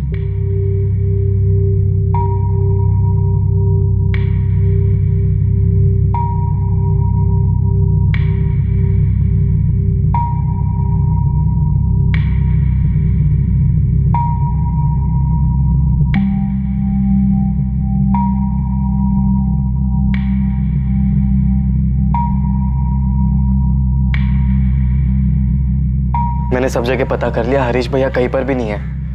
हमें पुलिस के पास जाना चाहिए। कैसी पत्नी है ये? हाँ, पति घर से गायब है और ये चुप चुप के खाना खा रही थी, अब आराम से सो रही है। इसे कुछ नहीं पड़ी है हरीश की। सर, हमें तो समझ में ही नहीं आ रहा है कि ऐसा कैसे हो सकता है। सुबह से पति घर से गायब हो और भाभी आराम से सो रही हो। उसके पहले उसने चुपके से ठूस ठूस के खाया। हमने जब मनीषा से उसका फोन नंबर मांगा तो उसने कहा उसके पास फोन ही नहीं है। क्या सच है ये? हाँ, उसके पास फोन नहीं है। तो शादी के पहले से ही उसके पास फोन नहीं था या शादी के बाद से? शादी के पहले से ही नहीं था। लेकिन हरीश भैया बोल रहे थे कि शादी के बाद वो भाभी को एक फोन दिला देंगे। ठीक है, फिलहाल आप लोग घर जाइए। हरीश के बारे में कोई भी खबर मिलती है तो हम आपको बताते हैं। भैया को गायब हुआ आज 2 दिन हो गए, लेकिन अभी तक कुछ हम जानते हैं सुनिए, हमने सभी पुलिस स्टेशन में हरीश की डिटेल्स भेज दी। जीजा जी मैं क्या कर, मुझे भूख लगी थी और वो लोग तो खाना ही नहीं खा रहे थे, तो मैंने चुपके से खा लिया और जैसे ही बेड पर आकर बैठी मेरी नींद लग गई। मुझे लगा था हरीश जी देर से ही सही पर घर आ जाएंगे। और आप लोगों ने सारा इल्जाम मनीषा पे लगा दिया कि उसने ही कुछ किया है। कुछ बोलने से पहले ये तो सोच लेते कि आपका खुद का बेटा उसे मेरे यहाँ छोड़ने आया था और उसके बाद पूरा दिन वो मेरे साथ थी। जब हरीश उसे शाम को लेने नहीं आया कितना परेशान हो गई थी खुद वो। देखिए अंकल आंटी, मनीषा अभी बस 23 साल की है, इतनी बड़ी नहीं है वो। पहली बार घर से बाहर निकली है, बचपना है अभी उसमें। भूख लग गई तो खा लिया, आंख लग गई तो सो गए, मगर ये इतनी बड़ी बात नहीं है ना कि। ऐसा भी क्या बचपना अमित बेटा? चलो तुम ही बता दो, किसी दिन तुम टाइम पे घर पे ना पहुंचो, तुम्हारा कोई अता पता ना हो, तो क्या कंचन के गले से निवाला उतरेगा? क्या वो ऐसे पैर पसार के सोएगी? अगर खा लिया सो गई, इसका मतलब ये नहीं कि उसी ने कुछ किया है हरीश के साथ। दीदी, बात सिर्फ इतनी नहीं है। दोनों घर से साथ निकलते, रिक्शा लेते, साथ में उतरते और फिर भैया को कोई आवाज लगाता है और भाभी देखती तक नहीं है। देखो, मनीषा पे इल्जाम नहीं लगा रहा है, तुम खुद ही सोचो। और अमित, तुम तो हरीश के दोस्त हो ना, तुम ही बताओ वो बताए बिना कैसे जा सकता है? अंकल मैं समझ सकता हूँ, मगर आप ही नहीं, हम सब परेशान हैं।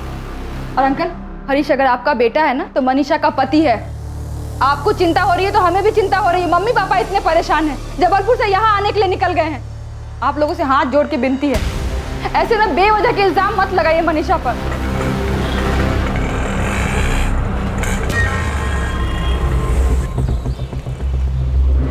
बिरजू। हाँ उस्मान भाई।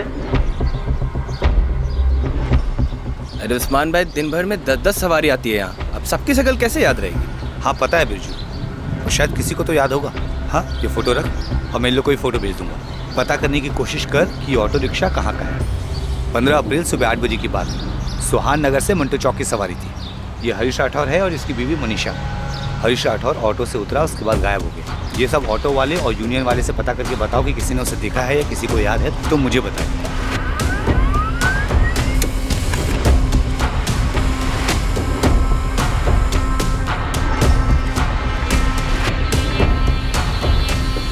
सर, फोन रिकॉर्ड्स के मुताबिक हरीश की लास्ट लोकेशन मूर्तिगंज। मूर्तिगंज?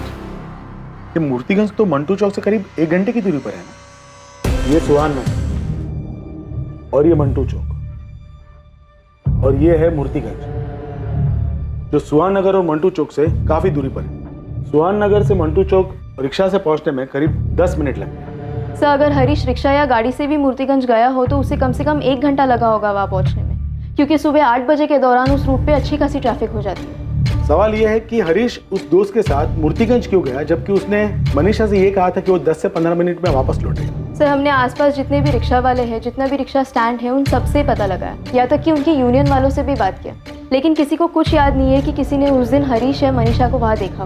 भैया मूर्तिगंज क्यों जाएंगे? वहाँ उनका कोई काम पड़ता हो? नहीं पापा, वहाँ पे उनका कोई दोस्त भी नहीं जिनसे वो मिले होंगे। फोन रिकॉर्ड के मुताबिक हरीश का फोन मंटू चौक से मूर्तिगंज की तरफ गया और मूर्तिगंज में जाकर के स्विच ऑफ हो गया। क्या हरीश की किसी के साथ कोई दुश्मनी थी, कोई झगड़ा? नहीं सर, हरीश भैया ऐसे इंसान है ही नहीं क्यों किसी के साथ लड़ाई झगड़ा करे। मैडम, हरीश मेरे यहाँ पिछले 4 साल से काम करता है। उसके और उसके परिवार वालों को मैं बहुत अच्छे से जानता हूँ। उसका किसी के साथ लड़ाई झगड़ा हो ही नहीं सकता। गौतम जी, आप तो उन्हें अच्छी तरीके से जानते हैं, तब तो आपको ये भी पता होगा कि हरीश इस शादी से खुश है या नहीं। खुश? बहुत खुश है मैडम। शादी तय होने के बाद से ही उसकी खुशी का ठिकाना नहीं था। 1 महीने बाद हनीमून के लिए शिमला जाने वाला है। रोज मुझे अपनी छुट्टी याद दिलाता है। निशा को अपने साथ जबलपुर ले जा रहे हैं हम लोग। सही नहीं किया आपने हमारी बेटी के साथ। वीना जी, हमारी हालत तो समझिए। 4 दिन से हमारा बेटा घर नहीं लौटा है। वो नहीं लौटा है तो इसका मतलब ये नहीं है कि आप हमारी बेटी को दोषी ठहराएंगे। कैसे कैसे सवाल पूछ रही है पुलिस कि जबलपुर में उसका कोई चक्कर है क्या? और उसी से नहीं, जबलपुर के पुलिस के खबरी हमारे पास पड़ोसी, रिश्तेदार, नातेदार सबसे उलूल जुलूल सवाल कर रहे हैं। देखिए ओम जी, फिलहाल तो हमें अपने बेटे की चिंता है। वो कभी ऐसे बताए बिना गए। राम जी, हरीश हमारा भी दामाद है, हमें भी उसकी चिंता है। इसका मतलब ये नहीं है कि हम आप पे इल्जाम लगाने लगे कि हरीश मनीषा के साथ खुश नहीं था और वो भागने का नाटक रच रहा है और आप लोग उसका साथ दे रहे हैं। पुलिस कंचन से पूछ रही है, हमसे सवाल कर रही है कि मनीषा को फोन क्यों नहीं दिया, उसका किसी के साथ चक्कर है क्या, उसकी वजह से उसका फोन छीना क्या? क्या मतलब है इन सवालों का? आप ही बोलिए। मनीषा इस शादी से दुखी लग रही थी क्या? मनीषा शादी के लिए राजी नहीं होती तो क्या मैं ये शादी करवाता? बलराम जी, मालती जी, मनीषा बच्ची है।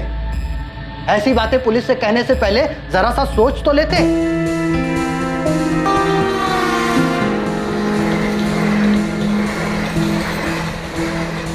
मनीषा के माता पिता उसे वापस अपने साथ अपने घर जबलपुर लेकर आ गए। हरीश के पिता बलराम राठौड़ और उसका छोटा भाई सुमित लगातार पुलिस स्टेशन के चक्कर लगाते रहे, इस उम्मीद में कि हरीश की कोई खबर मिले। उधर जबलपुर में मनीषा के माता पिता भी उससे पूछते रहे कि 15 अप्रैल को उसका पति हरीश किस दोस्त के साथ गया था, पर मनीषा के पास इसका कोई जवाब नहीं था। याद करके देख। मनीषा का परिवार जानना चाहता था कि क्या मनीषा और हरीश के बीच कोई झगड़ा या अनबन थी, जिसकी वजह से हरीश इस तरह से अचानक एक दिन चला गया था। पुलिस हरीश के दोस्त योगेश वर्मा और अरशद खान से भी बार बार पूछताछ कर रही थी, पर हर बार उनका भी यही कहना था कि उन्हें नहीं पता कि हरीश कहां चला गया है। पुलिस ने हरीश की फोटोज और पोस्टर्स से भोपाल की अखबारों और दीवारों को भर दिया था, इस आशा में कि कहीं से हरीश की कोई खबर मिले। सुमित, हमने हरीश का फोन सर्वेलेंस पे डाल दिया। जैसे ही उसका फोन स्विच ऑन होता है, हमें पता चल जाएगा कि उसकी करंट लोकेशन क्या है। सर, जबलपुर से कुछ पता चला कि भाभी का वहां पे? नहीं सुमित, ऐसा तो कुछ सामने नहीं है। हमने मनीषा की बहन कंचन और उसके पति अमित से कई बार पूछताछ की कि कहीं उनका तो कोई हाथ नहीं है हरीश के गायब होने में, लेकिन ऐसा कोई भी इंसान या मकसद सामने नहीं आया जिससे यह पता चल सके कि हरीश को मिलने कौन आया था जिसके बाद वो गायब हो गया। आंटी, मैंने अपने दोस्त से पता करवाया है, वहाँ जबलपुर में मनीषा के दूसरी शादी की कोई बात नहीं चल रही है। और वैसे भी वो अभी दूसरी शादी कर भी नहीं सकती है, क्योंकि हरीश अभी तक सिर्फ लापता है और कुछ पता भी तो नहीं चला है कि वो अब कंचन दीदी बोल रही थी हरीश जीजा जी के घर वाले उन्हें अभी तक ढूंढ रहे हैं। ढूंढेंगे ही ना बेटा, उनके घर का बड़ा बेटा गायब हुआ है, कोई छोटी बात थोड़ी ना है। मनीषा, हम तेरी सारी बात मानते हैं, सही है, पर बेटा हरीश को कोई परेशानी थी क्या? नहीं पापा, कोई परेशानी नहीं थी। हरीश से तेरी ठीक से बात तो होती थी ना, कोई मनमुटाव तो नहीं था? नहीं मम्मी, सब कुछ ठीक था। अमित, आप हरीश को 2-3 साल से जानते हो, कहीं ऐसा तो नहीं कि उसका किसी और लड़की के साथ या औरत के साथ? अमित, वो ऐसे कैसे जा सकता है? पता नहीं कंचन, हरीश को गायब हुए 1 महीने से ऊपर हो गया है, ना कोई एक्सीडेंट ना कुछ और। ऐसे कैसे कोई दोस्त उसे बुलाता है और फिर आज तक वो गायब है? कैसे हो सकता है? अब तो पुलिस भी कुछ नहीं कर रही है। मैं तो अब भी यही कहूंगी कि उस मनीषा ने मेरे हरीश के साथ कुछ गलत किया है। बलराम जी, मैंने आपके कहने पर सुहान नगर पुलिस थाने से केस फाइल मंगवाकर अच्छी तरह पढ़ी। लोकल पुलिस ने कहीं कोई कुताही नहीं बरती, जो कर सकते थे सब किया है। हरीश का फोन अभी भी सर्विलेंस में है। डीसीपी साहब, आप ही बताएं, ऐसा कैसे कोई 20 सड़क पर किसी दोस्त के बुलाने पे जाता है और गायब हो जाता है? आज 1.5 महीने हो गए मेरे बेटे को गायब हुए, अभी तक उसकी कोई खबर नहीं मिली है। सर, अक्सर सुना है कि अचानक किसी को हार्ट अटैक आ गया या अचानक किसी का एक्सीडेंट हो गया, लेकिन ऐसे भीड़ में अचानक कोई गायब नहीं होता। मेरे भाई इंसान है, कोई पानी नहीं जो भाप बन के उड़ गया और किसी का ध्यान तक नहीं गया हो। मैं हाथ जोड़ के विनती करता हूँ, मेरे बेटे को ढूंढ दीजिए, बहुत ही शरीफ बच्चा है मेरा।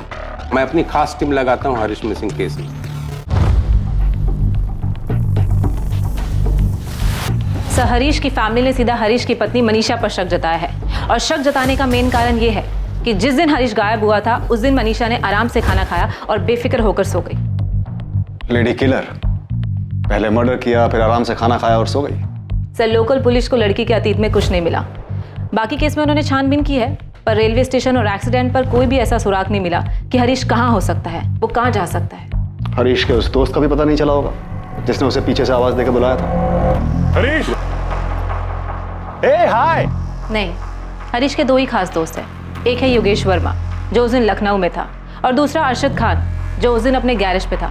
लोकल पुलिस ने उन दोनों के फोन रिकॉर्ड्स चेक किए हैं। हरीश को गायब हुए लगभग 2 महीने बीत चुके हैं, उसका अभी तक कुछ पता नहीं चला। क्या लगता है तुम्हें, मर्डर हुआ होगा उसका? सर, हरीश के बैकग्राउंड में ऐसा कुछ भी नहीं मिला जिससे ये लगा हो कि वो पहले से परेशान हो, मेंटली डिस्टर्ब हो, या शादी से खुश ना हो इसलिए सब कुछ छोड़कर भाग गया। हरीश की इमेज बहुत ही सीधे साधे आज्ञाकारी बेटे की है। उसकी लाइफ में कोई लड़की? लोकल पुलिस को उसके फोन रिकॉर्ड्स और छानबीन में ऐसा कुछ भी नहीं मिला। Sir, Jain sir, I am very sorry, मैं थोड़ा लेट हो गया। वो लेट नहीं कपिल, तुमने बिल्कुल सही टाइम पर एंट्री मारी है, लेकिन इस केस में कोई था जिसने 15 अप्रैल को अचानक एंट्री मारी थी और जिसका अभी तक कुछ पता नहीं चल पाया है। पूजा, हरीश की फैमिली से कहो कि शादी के एल्बम लेकर आए। सर, ये ओम और बीना मनीषा के माता पिता, और ये मनीषा की बड़ी बहन कंचन और उसका पति अमित। और सर, ये विनोद है, मनीषा भाभी का छोटा भाई। और ये दोनों हरीश के दोस्त, अरशद खान और योगेश वर्मा। ये लड़का कौन है जो मनीषा के परिवार के साथ भी नजर आ रहा है, और इस फोटो में अलग से हरीश और मनीषा के साथ है इस औरत के साथ? पता नहीं सर, मनीषा भाभी का कजन होगा शायद, लड़की वालों की तरफ से था, लेकिन इसका नाम नहीं पता हमें। शादी में तो हरीश और मनीषा काफी खुश लग रहे हैं। लग नहीं रहे, खुश थे साहब। ये मनीषा का जीजा अमित, मनीषा का रिश्ता लेकर यही आया था ना आपके पास? जी। हरीश ने मनीषा को देखते ही शादी के लिए हाँ कर दी थी। जी, हरीश भैया को मनीषा भाभी बहुत पसंद आई थी। और मनीषा को भी हरीश काफी पसंद आया था? पता नहीं, पर वो लोग तो यही कह रहे थे। शादी तय होने के बाद मनीषा और हरीश की फोन पे बात होती थी? जी। हरीश मनीषा से बात करने के लिए मनीषा के पिता ओम प्रकाश के नंबर पे फोन किया करता था। हाँ सर। बलराम जी, सुमित, शादी के बाद 1.5 महीने में क्या कभी मनीषा अकेले मार्केट गई थी, या फिर काफी देर के लिए घर से बाहर अकेले रही हो? नहीं, अकेली तो वो कभी बाहर नहीं गई। शादी के बाद 3 हफ्ते वो यहीं रही, उसके बाद मैके चली गई। 1 हफ्ते बाद लौटी, लौटने के 1 हफ्ते बाद तो ये हो ही गया था। उसके बाद उसके माँ बाप उसे लेकर चले गए। मनीषा ने कभी किसी से बात करने के लिए आपसे फोन मांगा था? नहीं सर, मुझसे तो कभी फोन नहीं मांगा। मुझसे भी नहीं। हरीश के फोन रिकॉर्ड से भी ऐसा कुछ नहीं मिला है कि मनीषा ने किसी से बात की हो। आप लोगों ने पक्का कभी नहीं देखा कि मनीषा के पास कोई फोन था? साहब, हमें पता है उसके पास कोई फोन नहीं था। क्योंकि उसके पिताजी मनीषा से बात करने के लिए मेरे फोन पे फोन किया करते थे। सर मनीषा भाभी के पापा ही नहीं, उनकी बड़ी बहन और जीजाजी भी हमारे फ़ोन पे कॉल करते थे। हरीश के गायब होने के पीछे मनीषा का ही हाथ है। कुछ तो है जो वो छुपा रही है। अजीब बात है कि एक 23 साल की लड़की के पास फ़ोन नहीं, इसके पीछे कोई तो वजह होगी। मुझे नहीं लगता कि मनीषा के माँ बाप से बात करने का कोई फायदा है। वो अब भी वही कहेंगे जो पहले कहा था। शायद मनीषा के अतीत के बारे में उसके माँ बाप को कुछ मालूम ही ना हो, और मालूम होगा भी तो इतना सब कुछ होने के बाद शायद वो अनजान बन रहे हो। अब हम कोई खबर ही नहीं लगाएंगे, कोई सीधी कार्रवाई नहीं करेंगे।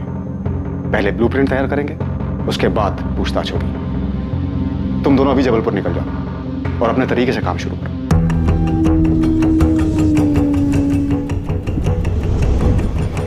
क्राइम ब्रांच की टीम ने हरीश मिसिंग केस को हल करने के लिए एक अलग तरीका अपनाया।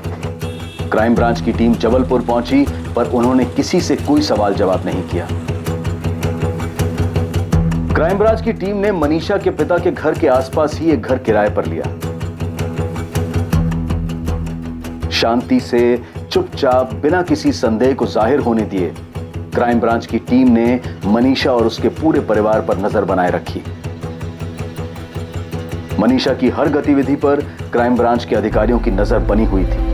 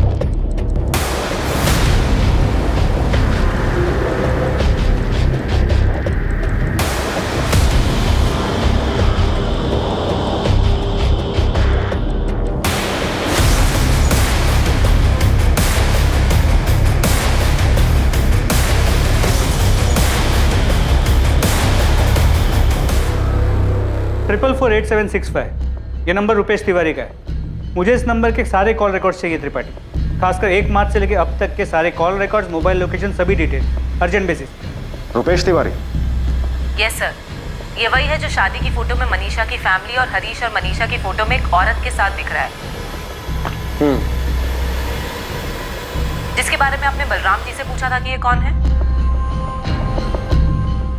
हाँ, ये हरीश, मनीषा और रुपेश के अलावा एक औरत भी है, 50-55 साल की। सर, वो औरत रुपेश तिवारी की माँ है ललिता देवी, विधवा है। काफी साल पहले उनके पति का देहांत हो चुका है। रुपेश तिवारी और उसकी माँ काफी सालों से जबलपुर में मनीषा के पड़ोसी हैं। सर, रुपेश तिवारी जबलपुर में एक छोटी सी टूर एंड ट्रैवल एजेंसी चलाता है। आइए सर, मुझे एक गाड़ी चाहिए। मिलेगी सर। कब और कहाँ के लिए चाहिए? इंदौर के लिए। इंदौर। अरविंद, रजिस्टर दे दो। हाँ। सर, रुपेश तिवारी का एक असिस्टेंट है अरविंद, जो एक तरह से उसका पार्टनर भी है। पूजा, कुछ ऐसा मिला जिससे ये पता चल सके कि मनीषा और रुपेश का आपस में अफेयर है, वो भी उसकी शादी से पहले? सर, कुछ नहीं, काफी कुछ मिला है। सर, मेरे तो एक बात समझ में नहीं आ रही कि पहले पुलिस टीम की नजर में आने में ये सब बच कैसे गया।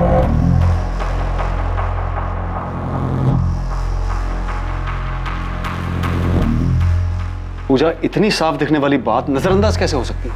शायद इसलिए क्योंकि ये दोनों पड़ोसी हैं और एक दूसरे के घर आना जाना आम बात है। मनीषा बड़े आराम से कभी भी रुपेश के यहाँ जाती है, कभी प्रसाद लेकर तो कभी खाना लेकर, और ये हर दूसरे दिन की बात है। सर, रुपेश मनीषा के भाई विनोद का भी बहुत अच्छा दोस्त है। शायद इस वजह से भी किसी को उन पर शक नहीं हो। एक दूसरे के घर आना जाना मिलना आम बात है, सिवाय इसके कि ये दोनों सुबह पार्क में लवर्स की तरह भी मिलते हैं। सर, इन दोनों के हाव भाव को देखकर साफ पता चल रहा है। हम मनीषा के अतीत में कुछ ढूंढ रहे हैं, इसलिए कहीं हम जबरदस्ती तो इनका अफेयर नहीं बना रहे। हो सकता है कि ये सचमुच में सिर्फ पड़ोसी हो। नहीं सर, मैं शर्त लगा सकती हूँ कि इन दोनों का अफेयर चल रहा है और इन दोनों के अफेयर के पीछे ही हरीश के गायब होने का राज छुपा है। इतना ही नहीं, मैं दावे के साथ कह सकती हूँ कि हरीश का मर्डर हो चुका है। सर, हमने बिल्कुल सही जगह पे निशाना लगाया। ये पक्का पहली टीम से छूट गया था। रुपेश तिवारी के फोन रिकॉर्ड्स में कुछ मिला है क्या? नहीं, कुछ नहीं है। फिर भी सब कुछ इसी में है। क्या मतलब? सर ये तो सच है कि मनीषा के पास कोई फ़ोन नहीं है, पर 15 तारीख को रुपेश के मोबाइल की लोकेशन भोपाल की नहीं बल्कि जबलपुर की। सब कुछ उनके फेवर में है तो मिला क्या? यही कि 14 से 16 अप्रैल के बीच रुपेश का फ़ोन जबलपुर में ही था, और इन 2 दिनों में ना ही उसके फ़ोन से कोई कॉल किया गया और ना ही कोई कॉल उठाया गया। इसका मतलब पक्का रुपेश का फ़ोन जबलपुर में था उस टाइम, लेकिन वो खुद भोपाल में था। क्या हमने Harish Rathore missing case crack कर लिया? हरीश के लापता होने के लगभग 2 महीने बाद हरीश मिसिंग केस में क्राइम ब्रांच द्वारा नियुक्त की गई नई टीम को हरीश के अचानक गायब होने के मकसद के बारे में कुछ समझ आने लगा था। पर क्या सिर्फ मकसद की धुंधली समझ से ये केस हल होने वाला था? अभी इस केस में कई दिल दहला देने वाले सच सामने आने बाकी थे। इतने दिनों से पड़ोसी होने का नाटक करके हमारे परिवार की जासूसी कर रहे थे। हरीश के घर वालों ने आपको पैसे खिलाए ना, जो हमारी बेटी पर ऐसा गंदा इल्जाम लगा रहे हो? अभी तो सिर्फ पूछताछ कर रहे हैं। एक बार ये साबित हो गया कि मनीषा और रुपेश ने मिलकर ही हरीश के साथ कुछ किया है, उसके बाद इल्जाम भी लगाएंगे और सजा भी देंगे। अभी आप लोग भी चलिए, आपसे भी पूछताछ करनी है। आप समझते क्यों नहीं है? रुपेश, कंचन, मनीषा, विनोद सब एक साथ पले बड़े हैं, परिवार की तरह हैं। सर रुपेश हमारे लिए बड़े भैया जैसे है, और अगर ऐसा कुछ होता मनीषा और रुपेश के बीच में तो मेरी बहन उस हरीश जीजू से शादी क्यों करती? मनीषा ने आपको बताया कि ये सब उसने रुपेश के साथ मिलकर किया है? सर शादी में रुपेश हर काम बढ़ चढ़ कर रहा था तो हमें लगा दुल्हन का भाई होगा, तो तब से इन दोनों के बीच में ये सब चल रहा था। अभी कुछ कंफर्म नहीं है, लेकिन हमें भी ऐसा लग रहा है कि इनके बीच में कुछ चल रहा है। सर मैं एक बात बता रहा हूँ, ये मनीषा ही नहीं उसके परिवार ने मिलकर ये किया है। शुरू से सब जानते थे, धोखा दिया है हमें, खासकर उसके भाई विनोद ने। क्या कहा पापा ने? वो भोपाल आ रहे, क्राइम ब्रांच की कोई टीम उन्हें मनीषा और रुपेश को यहाँ पर लेकर आ रही है। उनके हिसाब से रुपेश और मनीषा के बीच कुछ। रुपेश और मनीषा? अरे क्राइम ब्रांच वालों का दिमाग तो नहीं खराब हो गया है ना? कहीं ऐसा तो नहीं है कि हरीश के घर वालों ने कुछ कर दिया हो और खुद को बचाने के लिए सारा इल्जाम मनीषा पे डाल रहे हैं? मनीषा, इतने महीनों बाद भी तुम्हें अपने पति की कोई खास फिक्र नहीं हुई कि वो अभी तक क्यों नहीं मिला? अगर चेहरा देखकर ही सब पता चल जाता तो मैं भी उस दिन समझ जाती कि मेरे पति अब वापस नहीं आने वाले। मैं उन्हें जाने ही नहीं देती। आपको नहीं पता मेरे अंदर क्या चल रहा है, क्योंकि आप लोग हरीश जी को ढूंढ नहीं पा रहे, तो आप लोग ज़बरदस्ती मेरा और रुपेश का रिश्ता साबित करने पर तुले हैं। मैडम 1 मिनट सुनिए, आप क्यों पलट कर देख रही हैं? मैं आपको नहीं, मैडम को आवाज़ लगा रहा था। तुम अब भी यही कहोगी कि उस दिन तुम्हारे पति को किसी ने आवाज़ लगाई और तुमने पलट कर नहीं देखा कि वो कौन था? मनीषा, हम जानते हैं कि हरीश को गायब करने में तुम्हारा ही हाथ है। मैं हरीश जी को क्यों गायब करवाऊंगी? कैसी बातें कर रहे हैं आप? सर इसमें क्या बड़ी बात है कि 14 अप्रैल से 16 अप्रैल तक मैंने अपने मोबाइल फ़ोन से किसी को फ़ोन ना किया हो या किसी का फ़ोन नहीं उठाया हो। मोबाइल फ़ोन से नहीं तो लैंडलाइन से बात की होगी। सर ऐसा पहली बार नहीं है कि पूरा दिन मैंने अपना मोबाइल फ़ोन यूज़ नहीं किया या किसी से बात नहीं की। मुझे तुम्हारी ये फालतू कहानी नहीं सुनी। हरीश के साथ क्या किया तुम लोगों? मेरा मनीषा के साथ कोई चक्कर नहीं। तो ये जो पार्क की फ़ोटो आप दिखा रहे हैं इसमें भी कुछ नया नहीं। मनीषा की शादी से पहले भी मैं पार्क में जाता था, वो भी सैर करने के लिए पार्क में आती थी। हाँ जाते थे, लेकिन घर से एक साथ नहीं निकलते थे। मनीषा, हमने पूरे 1 हफ्ते तक तुम पर नजर रखी है, तुम दोनों घर से अलग अलग निकलते थे, लेकिन पार्क में जरूर मिलते थे। तो इससे आपने ये अंदाज़ा लगा लिया कि हम दोनों के बीच कुछ चल रहा है? जी नहीं, ऐसा कुछ भी नहीं है। और अगर ऐसा होता भी तो मैं झूठ क्यों बोलूँगी? रुपेश के बारे में अपने घर वालों को क्यों नहीं बताती? हरीश जी से शादी करने के लिए क्यों तैयार हो जाती? सर मनीषा की शादी में मैंने एक अच्छे पड़ोसी का फर्ज निभाया था, बढ़ चढ़कर काम किया था। अब खुद ही बताएं, जिससे आप प्यार करते हो उसकी शादी में खुशी खुशी इतना काम करेंगे, जबकि आपके सामने वो किसी और से शादी कर रही है। रुपेश को मैंने बचपन से देखा है, सालों से हमारा पड़ोसी है, उसके पिताजी हमारे दोस्त थे। और अगर मनीषा रुपेश के बीच में कुछ चल रहा होता ना तो आपसे पहले हमें पता चलता। अगर आपको उनके बारे में पता चलता तो शायद आप उनकी शादी के लिए तैयार ही नहीं होते। तैयार होने की बात तब आती ना जब उनके बीच कुछ होता। आप साबित क्या करना चाहते हैं? रुपेश और मनीषा के बीच कुछ चल रहा है, इसलिए उन दोनों ने मिलकर हरीश को गायब करा दिया। सिर्फ गायब नहीं, शायद मरवा भी दिया। 1.5 महीना भी नहीं हुआ था मेरी बच्ची की शादी को, उसके हाथ की मेहंदी भी नहीं सूखी थी तब तक, और आप बोल रहे उसने अपने पति को गायब करके मरवा दिया? ये क्या बात कर रहे हो आप? मैंने मुड़कर नहीं देखा। झूठ, तुम झूठ बोल रही हो। तुमने मुड़कर देखा था, तुमने देखा था कि रुपेश ने ही आवाज़ लगाई थी। आपको अपनी ही बात माननी है तो मानिए, लेकिन मैंने पीछे मुड़कर नहीं देखा। मैं नहीं जानती वो कौन दोस्त था जिसने हरीश जी को आवाज़ लगाई। सर आपको जो कहना है, जो करना है करिए। ज़्यादा से ज़्यादा आप क्या करेंगे? मुझे मारेंगे, पीटेंगे? फिर भी मैं आपसे यही कहूँगा कि मेरे और मनीषा के बीच में कुछ भी नहीं। फिर मनीषा और मैंने एक दूसरे का हाथ क्या पकड़ लिया? आपने तो पूरी फिल्म बना दी। जिस दिन हरीश गायब हुआ उस दिन मैं भोपाल में था ही नहीं, मैं जबलपुर में था। सर दुनिया की कोई भी ताकत मुझे किसी गलत काम के लिए हामी नहीं भरवा सकती। ना ही कोई गलत काम करवा सकते।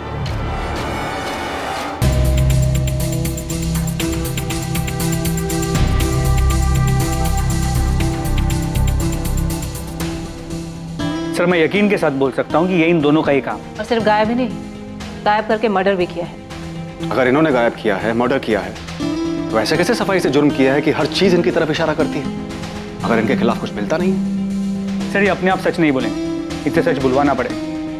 ऐसे एक दिन नहीं, एक महीने भी अगर हम इनसे पूछताछ करेंगे ना, तब भी ये लोग कुछ नहीं बोलने वाले। सर पूछताछ क्या, वो तो डंडे खाने को भी तैयार है। कोई तो तरीका होगा इनको तोड़ने का। लाई डिटेक्टर टेस्ट, ये क्या होता है? ये वो टेस्ट होता है जिससे साफ हो जाएगा कि तुम लोग सच बोल रहे हो या झूठ। लेकिन मैं झूठ नहीं बोल रही हूँ। अगर तुम झूठ नहीं बोल रही तो तुम्हें लाई डिटेक्टर टेस्ट से कोई प्रॉब्लम नहीं होनी चाहिए। सर हम कैसे यकीन कर लें कि आप लोग हमें इसमें फंसाएंगे नहीं? फंसाने की जरूरत ही नहीं, क्योंकि हमें पता है कि तुमने और मनीषा ने मिलकर ही हरीश को गायब करके मारा है। सर ये वो सच है जो आप मानकर बैठे, जबकि ये सरासर झूठ है। तो फिर लाई डिटेक्टर टेस्ट कर लेते। अगर ये झूठ है तो टेस्ट में साबित हो जाएगा कि झूठ है, तुम्हें इससे कोई प्रॉब्लम भी नहीं होनी चाहिए। हमें इन्हें किसी और तरीके से भी घेरना होगा। एक काम करो, इन्हें जाने दो और रुपेश के और मनीषा के माँ बाप, भाई बहन, जीजा सबके फोन टैप करो और इन्हें आपस में सलाह करने दो कि आगे क्या करना है। मुझे पूरा यकीन है कि ये इन्होंने ही किया है और हमें किसी भी तरह ये सच इनसे उगलवाना होगा। मनीषा देख बेटा, कल जो भी हो हम तुम्हारे साथ हैं, हमें तुम पर विश्वास है, पर एक बात सच सच बताओ कि मैंने कुछ गलत किया है। हाँ, और ये रुपेश वाली बात कितनी सच है?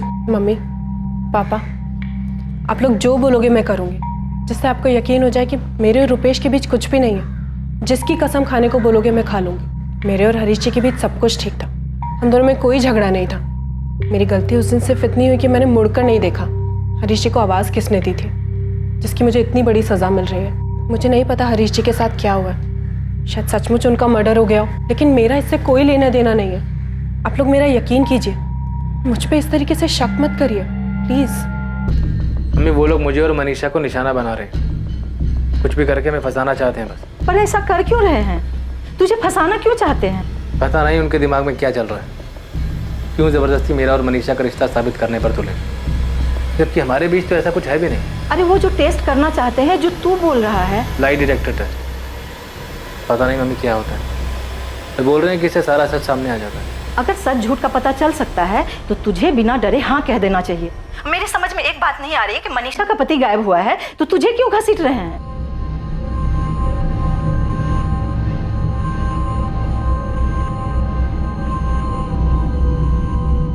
मनीषा और रुपेश ने लाई डिटेक्टर टेस्ट के लिए अपनी मंजूरी दे दी है।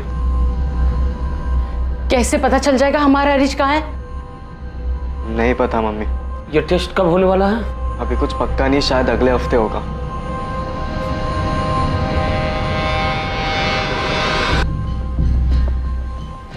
पापा, मम्मी के सामने बोलने की हिम्मत नहीं हो रही थी, पर उन्होंने और भी कुछ कहा। क्या यही ना कि शायद अब हरीश जिंदा नहीं है? हाँ पापा, वो बता रहे थे कि शायद हरीश भैया का मर्डर हो चुका है और इन दोनों ने मिलकर मारा है उन्हें।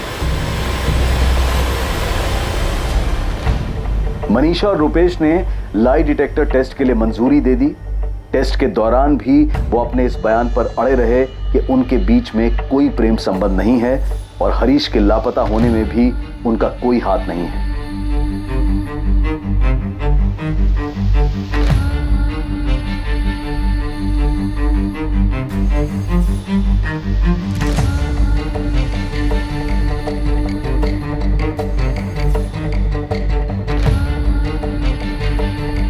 रुपेश, तुम्हारा और मनीषा का अफेयर कब से चल रहा है? हमारा कोई अफेयर नहीं है। हरीश के साथ तुम्हारे संबंध कैसे?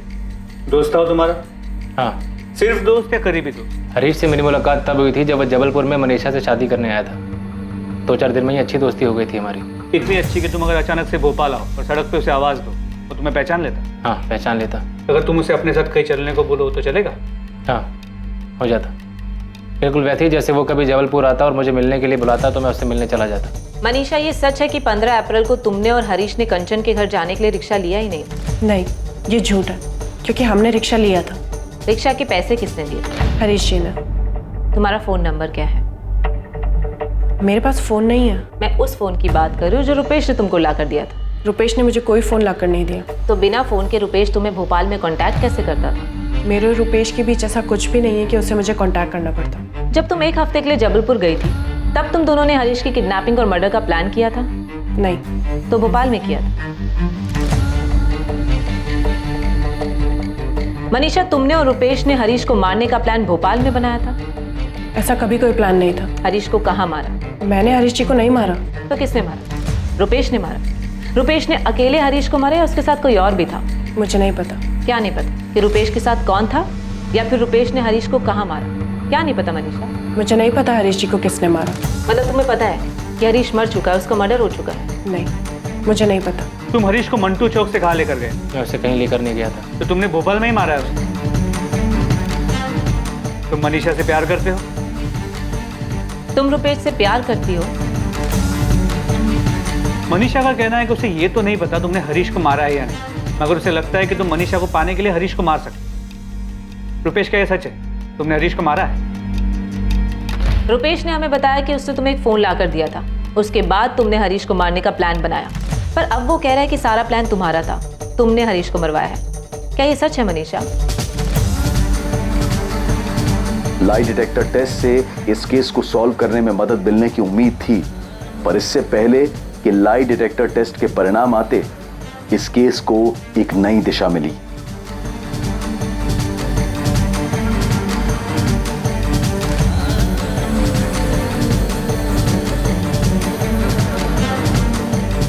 सर, साइबर सेल टीम जो हरीश राठौर के फ़ोन को सर्विलेंस कर रही थी, उन्होंने ये फ़ोन नंबर भेजा है। ये नंबर हरीश के फ़ोन में एक्टिव हुआ है, सेम IMI नंबर है।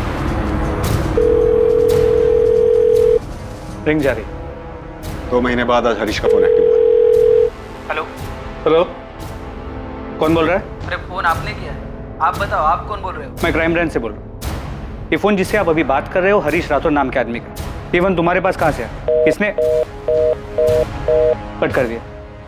फौरन ये नंबर ट्रेस करो, पता करो लोकेशन कहाँ की। जी सर। सर, अगर रुपेश और मनीषा ने मिलकर हरीश को मारा है, और वो भी इतनी चालाकी से कि हमारे पास लाई डिटेक्टर टेस्ट के रिजल्ट के इंतजार करने के अलावा और कोई चारा नहीं, तो ये जो भी है जिसने उनकी हेल्प की है, हरीश का फ़ोन ऑन करने की गलती करेगा? बिल्कुल कर सकते हैं। पॉसिबल है कि वो लाई डिटेक्टर टेस्ट से डर गए कि कहीं उनका सच सामने ना आ जाए, इसलिए वो हरीश का फोन ऑन करके हमें गुमराह करने चाहते हैं, ताकि हम ये सोचें कि हरीश जिंदा है और हम उनकी तरफ ध्यान ही ना दें। मनीषा, तू मेरी छोटी बहन है, चाहे जो भी हो मैं तेरे साथ। दीदी, क्या तुम घुमा फिरा के मुझसे ये पूछना चाहती हो कि मैंने हरीश जी को मारा है या नहीं? देख मनीषा, सच बता, क्या सच में तेरे और रुपेश के बीच में ऐसा कुछ है जो हम में से कोई नहीं देख पाया? एक परिवार जो दुख में डूबा था, इंतजार कर रहा था ये जानने के लिए कि आखिर उनके बेटे हरीश के साथ क्या हुआ था, जिसे लापता हुए भी अब 2 महीने से ज्यादा बीत चुके थे। हरीश के एक दिन अचानक गायब हो जाने के इस केस में सच क्या था और झूठ क्या था? सच, क्या यही सच था कि एक औरत ने अपने प्रेमी के साथ मिलकर अपने पति की हत्या की थी, वो भी इतनी सफाई से, इतनी चालाकी से कि पुलिस को उनके खिलाफ कोई सुराग तक नहीं मिल रहा?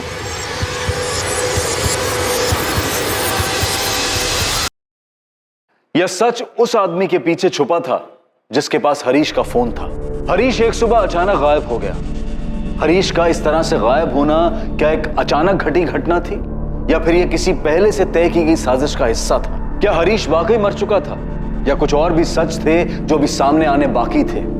और लाई डिटेक्टर टेस्ट की रिपोर्ट सबको हैरान कर देने वाली थी। इस टेस्ट के तहत इंसान के ब्लड प्रेशर और उसके तनावग्रस्त होने पर नजर रखी जाती है। जब उससे कोई सवाल किया जाता है और जब वो जवाब देता है, तो उसके चिंता और तनाव के स्तर से, उतार चढ़ाव से यह पता लगाया जा सकता है कि जिस व्यक्ति पर यह लाई डिटेक्टर टेस्ट किया जा रहा है वो सच बोल रहा है या झूठ। कल रात 10:30 बजे इस केस के दूसरे और आखिरी भाग में हम देखेंगे हरीश के गायब होने के पीछे का रहस्य, और ये जानेंगे कि क्या हरीश मारा जा चुका है या फिर जिंदा है। जय